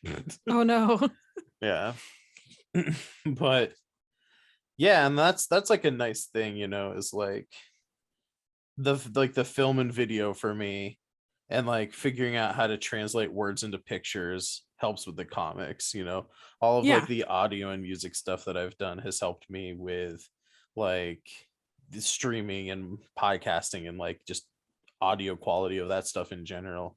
And then obviously the even more obvious of connection is like all this, the editing and the video stuff that I learned in my film, 3 years of doing film. all of the like video editing and like the little intros that I like to make for the, streams and things. Like it's all like I didn't have to look up videos on YouTube to do, like that's just stuff that I knew Yeah. how to do. And it's never wasted. All of those little tiny things that you learned how to do that maybe at the time you felt like, well, I've just wasted all this time learning how to, go to film, like going to film school and learning how to do cinematography. And I'm never going to need the rule, 180-degree rule ever again. So like, why did I even do this? And then you come to comics and it's like, actually, that's very Important. applicable. It's very Yeah. important. The Yeah. video editing, like that is a very hard skill to learn. And if you've already kind of built that up, even if your film school experience didn't net you becoming a director or a film cinematographer, it isn't wasted energy. That's not wasted learning. It goes somewhere. It gives you a bump up on your next thing. And I think even like beyond like, for us, like it's practical stuff, right? Like we like to be able to utilize the things that we learn. Yeah. This podcast is almost the culmination of turning everything that I didn't think was ever going to be practical into something that is practical. Yeah. Like when I was doing like gen ed stuff, like even in high school, but like even more so when I like tried college for the first time, I would constantly like lament having to do gen ed courses. I was like, I just want to learn the things that I need in order to do the job that I want to do. Like, why do I have to know biology? Like, why do I have to learn chemistry or calculus or like American history? It's like, if I ever want to make a movie or a song or a comic book about those things, then I'll just learn about that stuff when I'm like trying to do the thing. Like, I'll look it up, I'll reference it, or I'll hire consultants who know about the thing, right? And the thing that my dad always told me was like, yeah, you can do those things, but what happens when you're networking or whatever and run into a situation where you have to have a conversation with someone on their level about a certain thing? And like the general education is like supposed to give you a base knowledge so that you can at least kind of understand where they're coming from, even if you're not like a specialist. You're at least not asking like, what's the Magna Carta? Like, what do you mean? What Mm-hmm. was the Revolutionary War? Like, if you would talk to someone who's like into history, you at least have like a base knowledge of that stuff. And like now I do this podcast, and I talk to a lot of artists because we're especially in the beginning of this podcast before we have like a big audience, and I can attract people that I don't know to like come on to this thing for Mm-hmm. like self promotion value. um I just happen to have a lot of artist friends, right? But I've had like a good friend of mine, is a nurse, brought him on, we talked about nursing. you know Another friend of mine was on the podcast before. He's an artist, but most of what we talked about was like nature conservation because he makes paper out of recycled paper products. And like, I don't know, I never really believed what my dad was saying about you're going to be in situations where you need to carry a conversation about stuff that you're not specialized in, and you're going to want that general education stuff. And well, now I do a podcast that's literally just about what people think about. That's just like Yeah. everything. There's no subject that I'm not going to talk to people about on this show. Like, there's nothing that's off limits. Also, though, what is more fascinating than listening to somebody who is an absolute master of whatever their craft is, whether it's Mm-hmm. nursing or nature conservation and paper making, or somebody who just is very good at teaching themselves how to do different things? What's more fascinating than listening to somebody just dump that info for you? I think that is like the coolest thing ever, is to listen to It somebody who's is. an expert just talk through how their brain works, how their process works, and like why they do what they do. It's exactly how and why I started this podcast. I don't know if I actually mentioned this on this show before, maybe once or twice, but the whole reason that I started this podcast was I've I appreciate science. There are certain things that I are interested more, when it comes to like science. One thing that I've just never had an interest or connection in for whatever reason was biology. I just didn't care, like nothing at all. Just could not stand it. Didn't want to go to class. Didn't care at all. I had a biology professor when I had to get some gen eds done for my illustration degree. I had a biology professor. She was so into it. She was super into it, really passionate about it. She didn't feel like she was just, regurgitating a script she had written 30 years ago. Like she still had that like spark of joy and passion to talk about biology. And she lifted, just by her passion of talking about the subject that she was interested in, lifted me out of an area of I really hate going to this class to, man, I don't want to go, but it's not terrible. And Yeah. that power from getting me to like, this is the last thing on earth that I would like to be doing right now. Like I would rather like eat right and exercise than go to this like subject. Like to get me to be like, yeah, you know what, it's probably not the worst thing I could be doing today, really like showed me the power of exactly what you were saying. Is like people who are really into the thing that they're into are really interesting when they talk about the things that they're into. Yeah. Yep. That's Because why, they care about it. They have, yeah. like you said, like she still has that spark. She has whatever drew her to be a biology professor is still there and alive, and she's feeding it and keeping it like growing and happy. And like it's just her creative mind just thrives on biology knowledge. Or I guess Did it's not really a you creative mind, whatever it is that's at the core of like human brains and liking things. hmm. Yeah, do you think those things are innate to all people, or do you think it's only some of us that get that sort of passion? I don't know. I feel like everybody has that to a degree, but I feel like there are some people who express it bigger. The like Mozarts of the world, where he was just like, he's crazy about music. The only thing he's doing for his entire life from like age 5 to the day he dies is music. That's, I think it expresses more violently in some people. I Mhm. don't know if that's necessarily the best word, but like I feel like some people are raised in an environment that doesn't necessarily feed that. And so it Mm. doesn't really, it's kind of like Calcifer from Howl's Moving Castle in my mind anyway. Where if you give it information, if you give it food, then it will grow and get bigger and stronger, and it's going to move the whole house at that point. But like if you Mm. just keep it kind of weak and small, then it's not going to be able to power much for you. Interesting.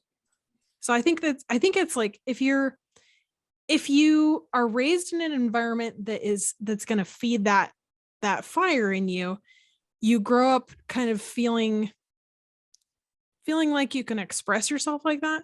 But I also think you can Mhm. probably teach yourself how to do that later in life. I don't think that that's close to people who necessarily had childhoods that weren't creative. I think that you can figure out things that you're passionate about later on. My dad, he's played guitars for like his entire life. And in the last like 2 years, he's taught himself to be a luthier. He's making his own guitars in the garage of his house. Like he's taught himself woodworking. And I mean, he's like, I'm not sure how old he is right now, but like that late in life to just be able to kind of come to this new, like, I want to do this and I'm just going to do it. And he's so passionate about it. He cannot wait to show us his new guitars. And I'm so excited to hear all about them because he's so excited about them. It's Yeah. amazing to see these like beautiful, super polished creations that he's making. They're gorgeous. And he's so damn excited about these guitars that it just kind of like, I don't know, it just feels very alive to me Mhm. how like this project has just taken on a whole new aspect of him in like a new hobby. I don't know. It's very cool. It's very cool to see.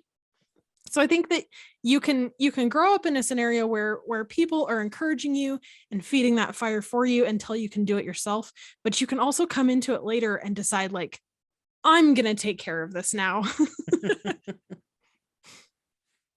Yeah, and I guess for people, like when it comes to like non or even creative things, I guess, but like non-creative things too, it's like maybe we do all have like a spark of something that really will grab our interest and grab our attention, and it's just like the needing to then have the motivation or the stick to itiveness to try a bunch of different things until you find something, like that first thing that really like sparks it for you.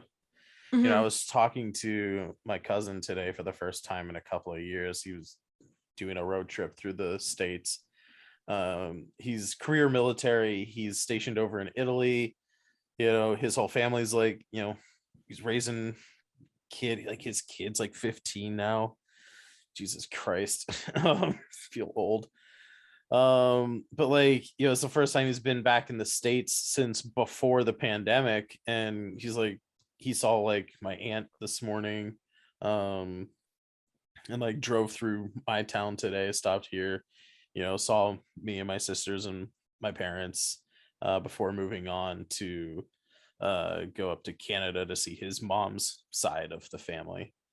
Um, and one thing like we were talking about when he was here over lunch was like he's got 4 more years as like full on active, like full-time military, and then he's got like 4 more years after that of being like, I forget what he was telling, but it was like, Reserves. yeah, reserves, like 1 weekend a month and like 2 weeks a year that he actually has to like deploy or like go somewhere and like do something other than just like hanging out.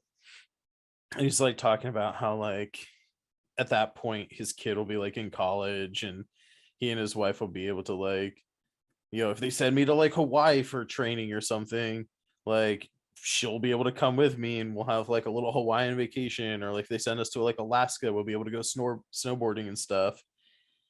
And I was like, yeah, it's cool to like have that kind of vacation time. And I even mentioned to him, I was like, maybe it's just like the artist in me that like I don't ever plan on retiring, just because why would I? But like I was like, what are you gonna do? Like, yeah, you have those 4 years, cool, but like what 2030 comes along, then what? Like you, like people kind of need a drive, right? Like we need to be doing and achieving things. I was like, 2030 is going to be here and you're going to be retiring young. He's only, he'll be like late 40s by then, like early 50s maybe. Because I'll be in my early 40s. I forget how much older than me he is. I think he's God, like don't say that. 6 years. I mean, yeah, Ugh. 2030. 2030, I'll be 41 in 2030. It's crazy. But like, yeah, I was like, what are you gonna do? Like, because I can't imagine retiring and just like not having anything to do. Like, what? Like, it's not a concept that my brain can like accept as like a possibility. Like, it reels in terror at the idea of like, okay, I wake up and now what? Wait 18 hours until I go to sleep again. Like, it's kind of interesting. And he was like, and to him, he said like his passion is snowboarding. Like he's gonna go out and he's gonna snowboard, and he likes to travel, and so he'll just end up traveling to wherever there's snow all year long and keep snowboarding until like his knees give out and he can't do it anymore. I was gonna say snowboarding kind of a young person's game. Yeah, but I don't. But that's Not like, gonna lie. yeah, I didn't press the issue, right? But like, there is still in the back of my mind. I was like, okay, you just said until you can't do it anymore, but what happens when you can't do it anymore? Then what are you gonna get into? You know, like I feel like people really just need something to keep them going, right? You like hear a lot of people talk about like the human experience is all about like exploration and progress and like building and doing something and having like purpose, right? And I it's think like, it has been for a lot of generations. I feel like if the millennial and Gen Z generations are an indication of where it's going, people are about to have a little bit of a renaissance more towards the exploration is going to be internal. The exploration is going to be like, how do I work as a human, and why, and what are my internal motivations? Because millennial and Gen Z people care a lot more about that, about like why does it work like this? Why is everything set up like this when there's like potentially a better, more efficient way to do it? Not necessarily that like millennials and Gen Z are obsessed with making things more efficient. Just that like we are coded to understand that there is a problem and less inclined to say like, oh, that'll work itself out, or oh, that's just how it is. We're very much like, yeah, but I can do it better or differently than that, and that will right. fix that. So I think that that's like having humans be about doing and about exploration. I think that's about to maybe switch around on us a little bit.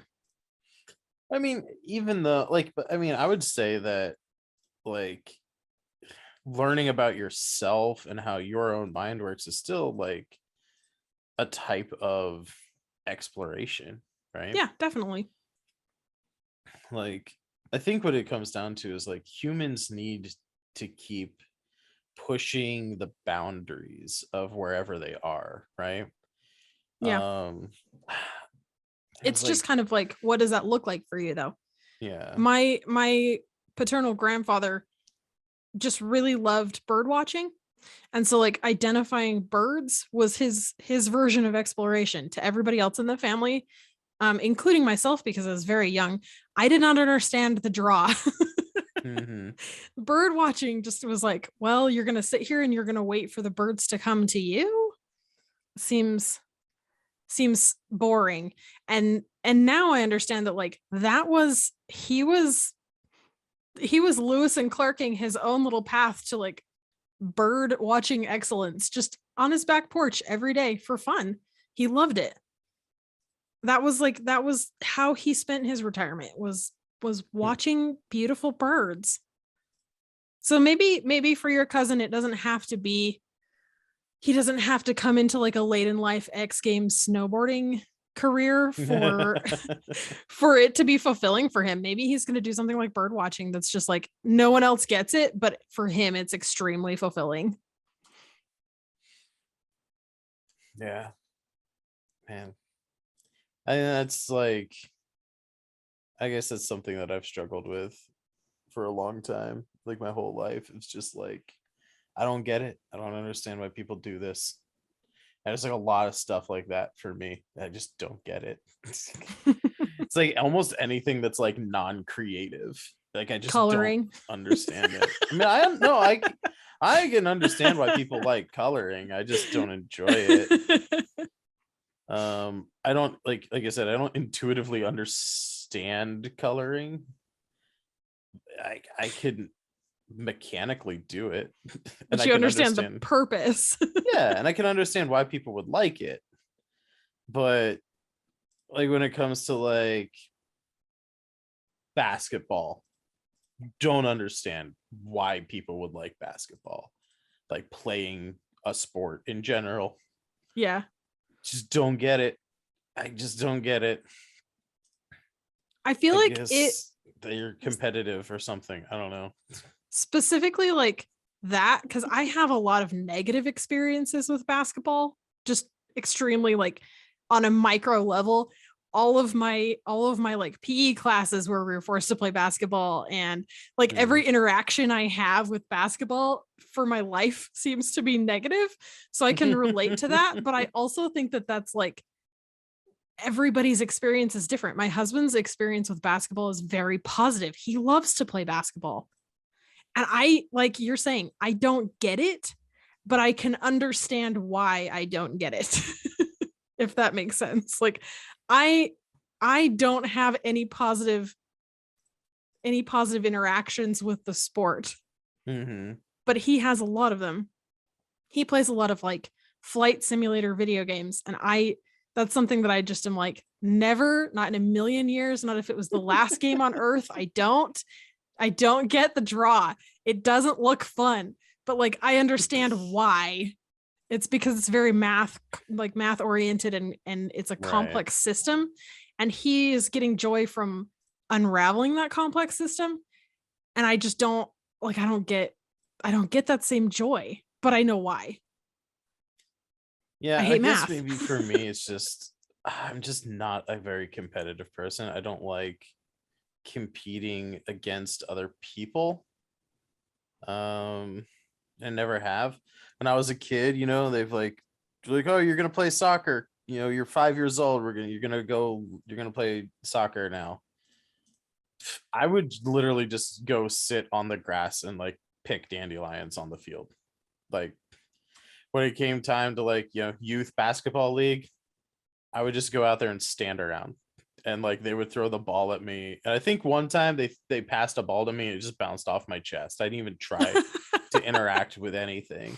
And it was like that with every single physical anything that I ever did. It was just like, this has no joy in it at all for me ever. And it never did. Like none of it ever was something that I was interested in. Yeah, I understand that. Totally feel that. But mine also extended to like I have no desire to run. Like even self competition, like beating my mile Yeah, time me or either. whatever was just kind of like I don't why? Yeah, I guess we're just Why though? like I guess we're you and me, we're just purely cerebral people. Like We're introverts. maybe that's what it is. I don't know. I know a lot of introverts that like to go running as like a That's fair. self-isolation kind of thing. Uh I don't know, but maybe maybe the people out there in the audience can let us know um What are we missing? what are we missing? Yeah. Why do you like Comment running? comment if you can wherever you know you, if you're listening to this on YouTube, comment below, or leave us a review if you're listening to it on Apple Podcasts or whatever. Or better yet, you can join patreon.com/Folsham_art, and just for $1, and you can give me feedback there too. And you can also, if you are a subscriber to the Patreon, you can ask us questions that we like to answer here at the end of the show. I think this is a good time to do that. If you subscribe to, again, patreon.com/Folsham_art, you will get your questions prioritized over all of the scrubs that don't subscribe. And it's just $1. I mean, we have higher tiers than that. But if you want to ask us questions here, it's just $1 to get your questions prioritized. Perfect for this podcast. This question comes in from Patreon subscriber Dion. Dion asks, when was the last moment that you were impressed by your own work? Yesterday. Oh yeah, what'd you do? So I started this comic. I'm a page in. I made a Mm-hmm. brand new inking brush. I started inking some perspective work, which like has been for 30 years a very low priority point in my artwork. Mm-hmm. I really hate doing perspective. Sure. Um, but I've gone through the learning loop and I am out on the other side of it, having understood why and how we do perspective and what I like about it, what I enjoy about it. Mm-hmm. Um, and I'm inking like a broken wall or something right now. Like it's like a busted plaster wall that just has these kind of like busted corners and it looks kind of like a Mike Mignola gravestone and I'm in love with it. So I guess I like yesterday. that. Awesome. What about you? Yesterday. That's a good. It's a, um. I have no idea. Last time that I was impressed with my own work,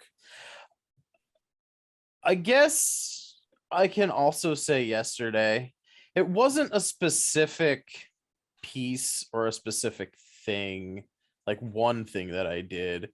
But I gotta say, I was pretty impressed with myself for getting 42 pages of a comic book done within the month of October this year.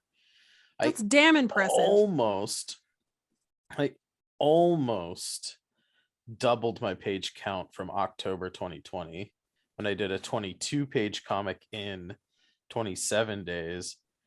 This year, I've been attempting an 84 page graphic novel within 2 months. I got experienced a little bit of burnout at the first week here of November. Um, as we were recording this, it is the 9th. So last week, first week of November, I was very hard pressed to do any work on that comic. I think retrospect, probably a little bit of burnout. But we had sat down a couple of times, abstracting myself. Not only does he color things, but he's also my writing partner. Mhm. Um, I uh I learn and think best talking to someone. Yeah, So, me too. he helps me just sort of process things. And he's like, I'm also like a really good big picture guy, and also tiny microscopic details person. But getting from those two places is really hard for me. It's like, okay, Mhm. I know that character A needs to like go from, point, A to point B or whatever, but like I don't know how to get them from there. And Abstracto is really good at coming up with those like medium level ideas of like, well, what about Mhm. this? Or what about this? And even if I don't use the ideas that he comes up with, like exactly as he says, like usually it gets my brain working in a way of like, okay, yeah, but like, what about this? Right. Because as he helps me work on stuff that I create, I obviously know the characters a little bit more intimately than what he does. And like same thing vice versa, is like he'll write stuff and like block out general plot lines for stuff that he writes and then hand it off to me, and I'll do the general, like I'll take it from that sort of like, okay, page 1 this happens, page 2 this happens, and I'll be like, okay, cool, panel 1 this, panel 2, panel 3, panel 4, right? Or sometimes you'll even just send me like a couple of paragraphs and I'll break it up into pages and panels, and then he'll go back and like tweak and change things because he knows his characters better than I do. um but yeah, this year I did 42 pages in October. So 42 pages in 31 days versus 22 pages in 27 days last year. I think that's pretty, I'm impressed by Yeah, that's awesome. That's a huge jump. that. And I don't think my quality suffered either. Yeah. I'll How did you do it? say, Just practice? Was it yeah, just like a year of practice in between? yeah, basically.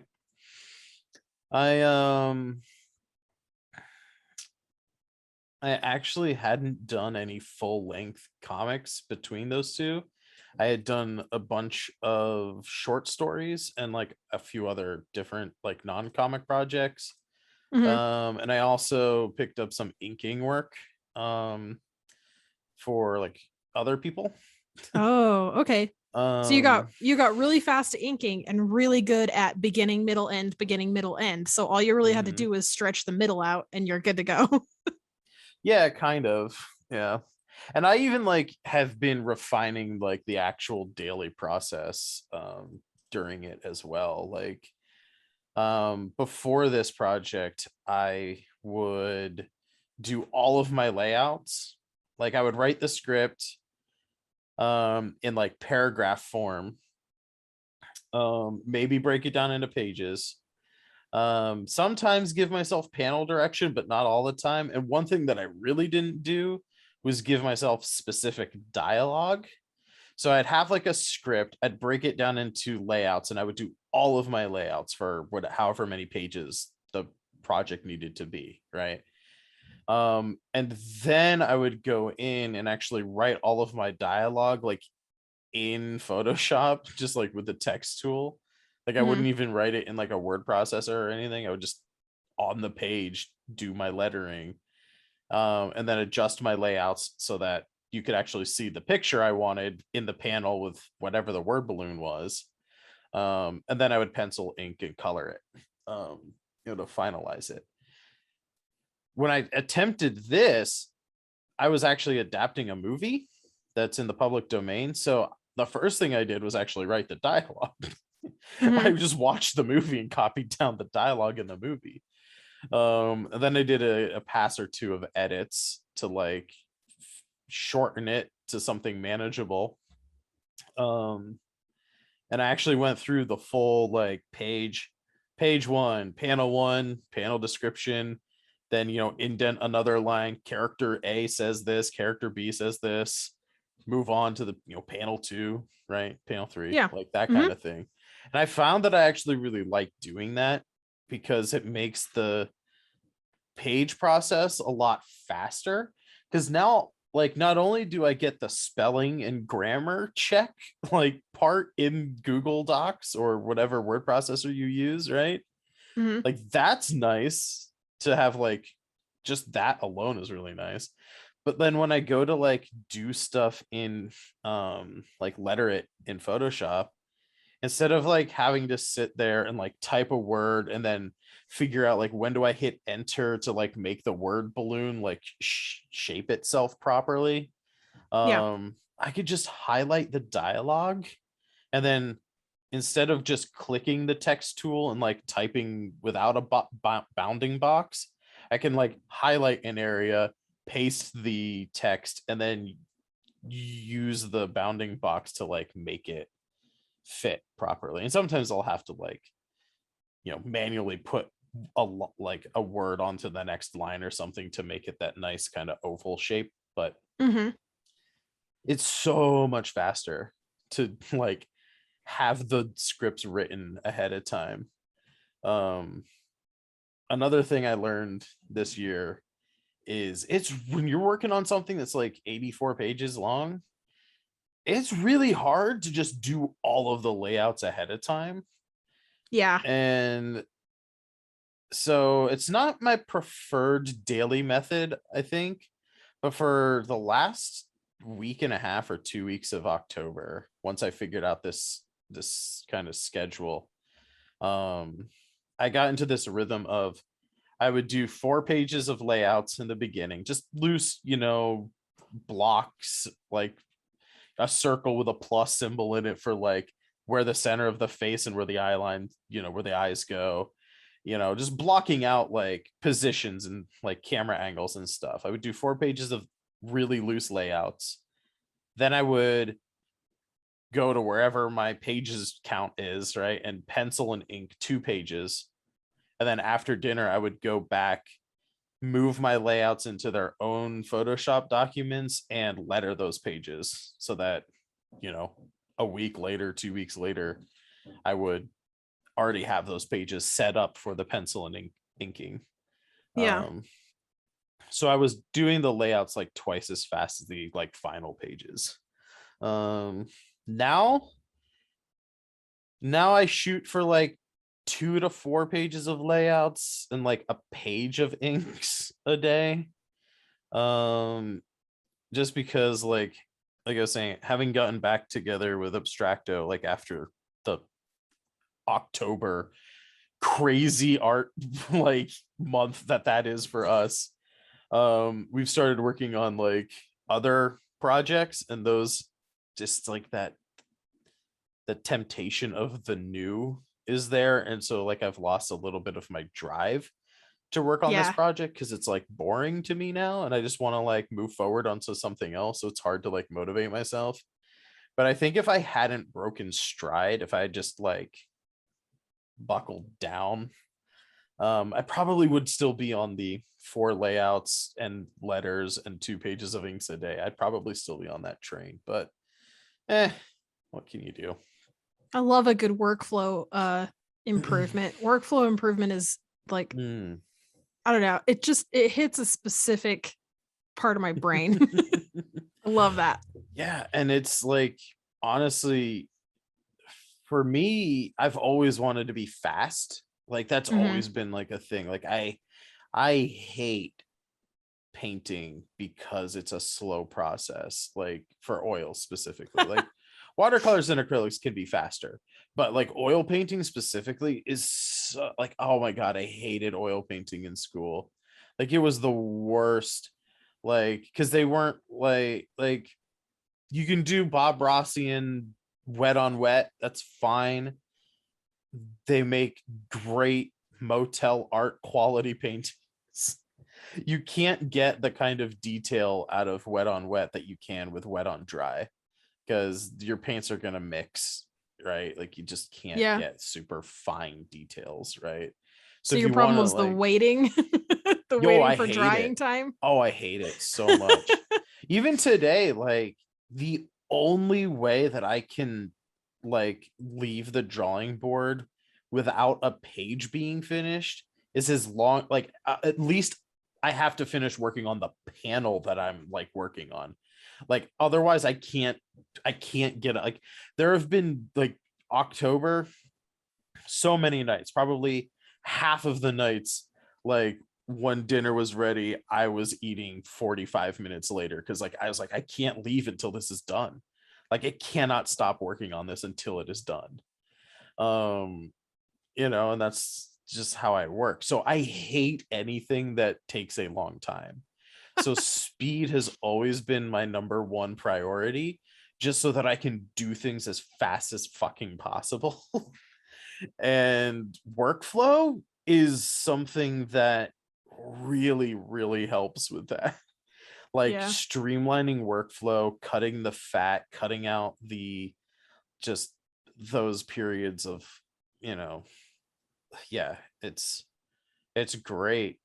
And if I, wasn't in a like a medical position right now where I have to get like my stomach looked at and my doctor doesn't want me drinking caffeine anymore, like if I could still be on caffeine, whew, man, Yep. i would I would definitely keep up the just wake up, start working, and just work until I fall asleep, because that's what I was doing there for a while of like, because there was an extra step to that process too. It wasn't just, I would wake up, right, do a quick, 10 to 20 minute kind of stretch, yoga, tai chi esque kind of movement, right thing to start the day.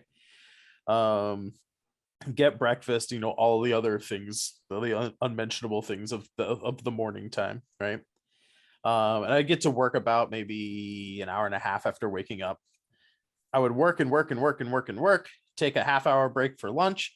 I'd work and work and work and work and work. Luckily, I live with people who make a nice hot meal for dinner that I don't have to worry about all the time. Sometimes I cook, but most of the times I don't, which is very nice. Take a break for like an hour to an hour and a half, have a nice sit down dinner, talk with my dad a little bit about stuff. And then after dinner, I would come back and do the lettering. But then after I lettered those 4 pages that I did the layouts in the morning, like I mentioned earlier, then I would switch gears and start writing. And I would try and write some stuff for my next projects, right? and Yeah. like try and write a page or like try and write an issue or something like that. And that was hard. That was Comic hard. making powered by Red Bull. Mm. Yeah, that was really hard to do without caffeine. Yeah.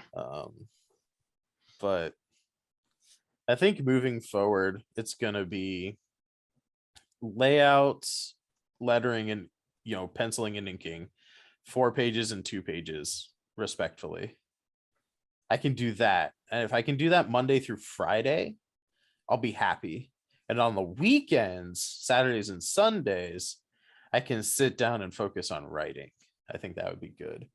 I feel found like that leaving an issue unfinished, even if I finished a page and was like, yeah, I can go to sleep now. yeah. I still, like, in the morning, I was like, I want to be writing. I found if I finished an issue though, then I was like, I can draw, like, without that, like, because that hanging chat wasn't there, right? I was like, Yeah. I feel like it just occupies such different brain spaces, the drawing, sketching, inking, layouts, and the writing. That was one thing when I started my comic that was like super frustrating for me, was that I had buffed up all of this, like drawing, painting, sketching, all of that had been at the gym like every day. And then the other side of my brain that was used for writing was like that guy from Lady in the Water that only works out one half of his body. So I came in to do like the actual storytelling work, and my brain was like, I'm weak, I can't. Yeah. I find like I go through phases as well, is like you get warmed up, and you're doing the art a lot, and it's easy to keep that momentum going. And then when you like try and shift gears into writing, it can be really hard. Like switching gears in a car without pushing down the clutch for just like grinding in gear, like you're just like, oh god. But then you start getting into the writing, and then that becomes like the thing that your brain's like, okay, we're in the writing mindset now, and it becomes really hard to like go back to the art. And I think that's like the main struggle for people like us who want to write the things that we draw and draw the things that we write, is like they do occupy such different spaces in our brains. And I think brains in general want to focus on one thing, and it's hard to like flip flop back and forth between those two. I ended up having to build a lot of little bridges. So I would write out the story beats, and then I would script it with the dialogue and everything, and then I would break the script out into, like you were talking about, pages and panels. There's a YouTube video that I'm working on that's set up for my first comic that should be up canonically tomorrow, the 10th of November, and that will just be on my YouTube channel, but it kind of details it a little bit with like examples and stuff. But then I basically took those little like pages with the panels on them and broke them each onto separate word processing document pages. So I would just page break in between each page. Right. And then I digitally printed those, brought them into my drawing program, and did my thumbnails on those pages. So I'm literally just focusing on one page at once. That's a technique I found through Becca Hilburn on YouTube. She has a video on comic thumbnailing that like was the real breakthrough point for me on that, because I was trying to focus on the whole story all the time. It was just taking up way too much like brain RAM. And this way I can kind of like do one page at a time and really focus on the script and the layout are together, and that kind of like forms the little tiny bridge that I need to move from text to visual. Gotcha. So there was a couple of processes within comic making that I had to do that, and they really suck the first time, where you have to kind of figure out how to build that bridge. Like a suspension bridge you're trying to build from like one continent to another. It's like kind of a struggle, and then like after you get that down, you can kind of replicate that process faster and faster each time. I think that remains to be tested, obviously, but we'll see how it goes. Yeah, I'm sure you'll go through some more revisions, but I think with your I always process do. of I think with your process of self teaching though, like the way you described it, I think you'll probably go through less revisions than what I've done. Like the way I used to do it was, like I said, I back in the day, my first comic that I ever did, I wrote it like in air quotes the Marvel style, or plot first is like another way to write that. And it's literally just paragraph, like actual prose paragraph form of here's the basic idea of what happens. You don't worry about panel breaks or page breaks, even. You don't worry about dialogue. You just write like, these are what the characters are doing. These are their motivations. This is what they're trying to achieve within this issue. And then you break that down into pages and panels as an artist, just doing it on the like visually, right? And Which is so crazy. yeah, but that's how Marvel used to work back in the 60s when Stan Lee was writing like a dozen different comic books, and like he didn't have the time to break it down into pages and panels because he Yeah. was writing and he was like the editor in chief. And so he was also doing quality assurance and stuff, and he was also lettering things back in the day as well. So he would type up these like 2 to 3 paragraph synopsises of what happens in an issue, hand it off to really amazing director, visual storyteller guys like, Steve Ditko and Jack Kirby, who would take these paragraphs and they would be the ones to say, okay, this is where the page break is, this is where the panel breaks are. They would do that and set up the artwork. And then um Stan Lee would go back in at the end and fill in all the gaps with dialogue. Like if you couldn't figure out what the story was just by the images, he would fill in dialogue. And if you look at a lot of those early 60s books, you'll see like word balloons covering relatively important pieces of artwork, covering up faces and various things like that, because the artists didn't know what the dialogue was. They didn't know how much space they needed to leave. And you'd either Yikes. see like word balloons covering up really important stuff, or you would just see really strangely empty panels that don't, like, they could have put more artwork in but didn't know how much space they needed to leave for dialogue. And I've, over the last 3 to 4 years now, um in my own work, I've moved from doing that thinking like, oh yeah, I'm just drawing my own stuff, I don't need to break it down in the script form, to realizing like it's super fucking helpful like for workflow purposes to like do the writing as writing and then go and do the artwork for it. So like Yeah. I slowly went from just trying to do it with a paragraph form to paragraph form, but then I would highlight individual sentences or pairs of sentences that would be like a good like page, and then trying to do the page and panel breakdowns in the artwork, to then going to like, okay, I'm going to highlight page 1 in yellow and page 2 in blue, and then switch back and forth between yellow and blue. But then within them I'd be like, okay, panel 1 is yellow, but panel 2 is orange. So yellow, orange, yellow, orange, yellow, orange, then blue, green, blue, green, blue, green, visually separating it out in paragraphs. Eventually coming to what I do now, which is literally just page 1, panel 1, here's the description, close up on character A's face.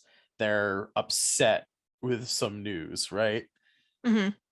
Next line, indent, character A, colon, write what they say, you know, and then sound effects or anything else. Like I mark it all down, page and panel breaks. The only thing I don't do is like I don't put them on separate pages. I just keep writing. And then I've got 3 monitors. So I just keep my Word document open on one screen. And I just like look back and forth between that and my Photoshop page when I'm doing my layouts. But I think since you've already gone so far down your scripting path of like having like each page on its own page and you're doing the layouts like right next to them, I guarantee you that you're already doing that for your first comic. You're not going to go through as many workflow revisions as I did, just figuring out how to do it as fast as possible. You're like, you know, Yeah. doing it good on your own. Well, the first pass of it definitely was, I'm sure you can witness to this, but it definitely was a lot rougher because I was actively trying to teach myself how to put these processes together, like from scratch, from nothing. And then after I had kind of tried to test my own hypothesis on that one and gone back through research, I realized like other people are doing this better, and let's see what we can incorporate from that to help kind of smooth this out.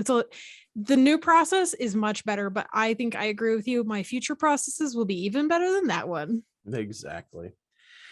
Well, I think this is probably a landmark episode of Thought Balloons. I'm pretty sure this is probably the longest podcast that I've ever recorded. Nice. And I could keep talking to you for forever, but I'm pretty sure the listeners are gonna want to like, go do something else with their life. Yeah.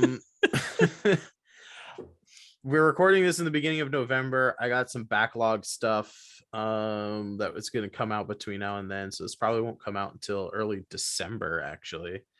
But yeah, Marina, it's a wonderful chat that we had. I'll have to have you back on when you're done with the comic, so that you can give us like a retrospective, like what did you learn after finishing that whole Yeah. process.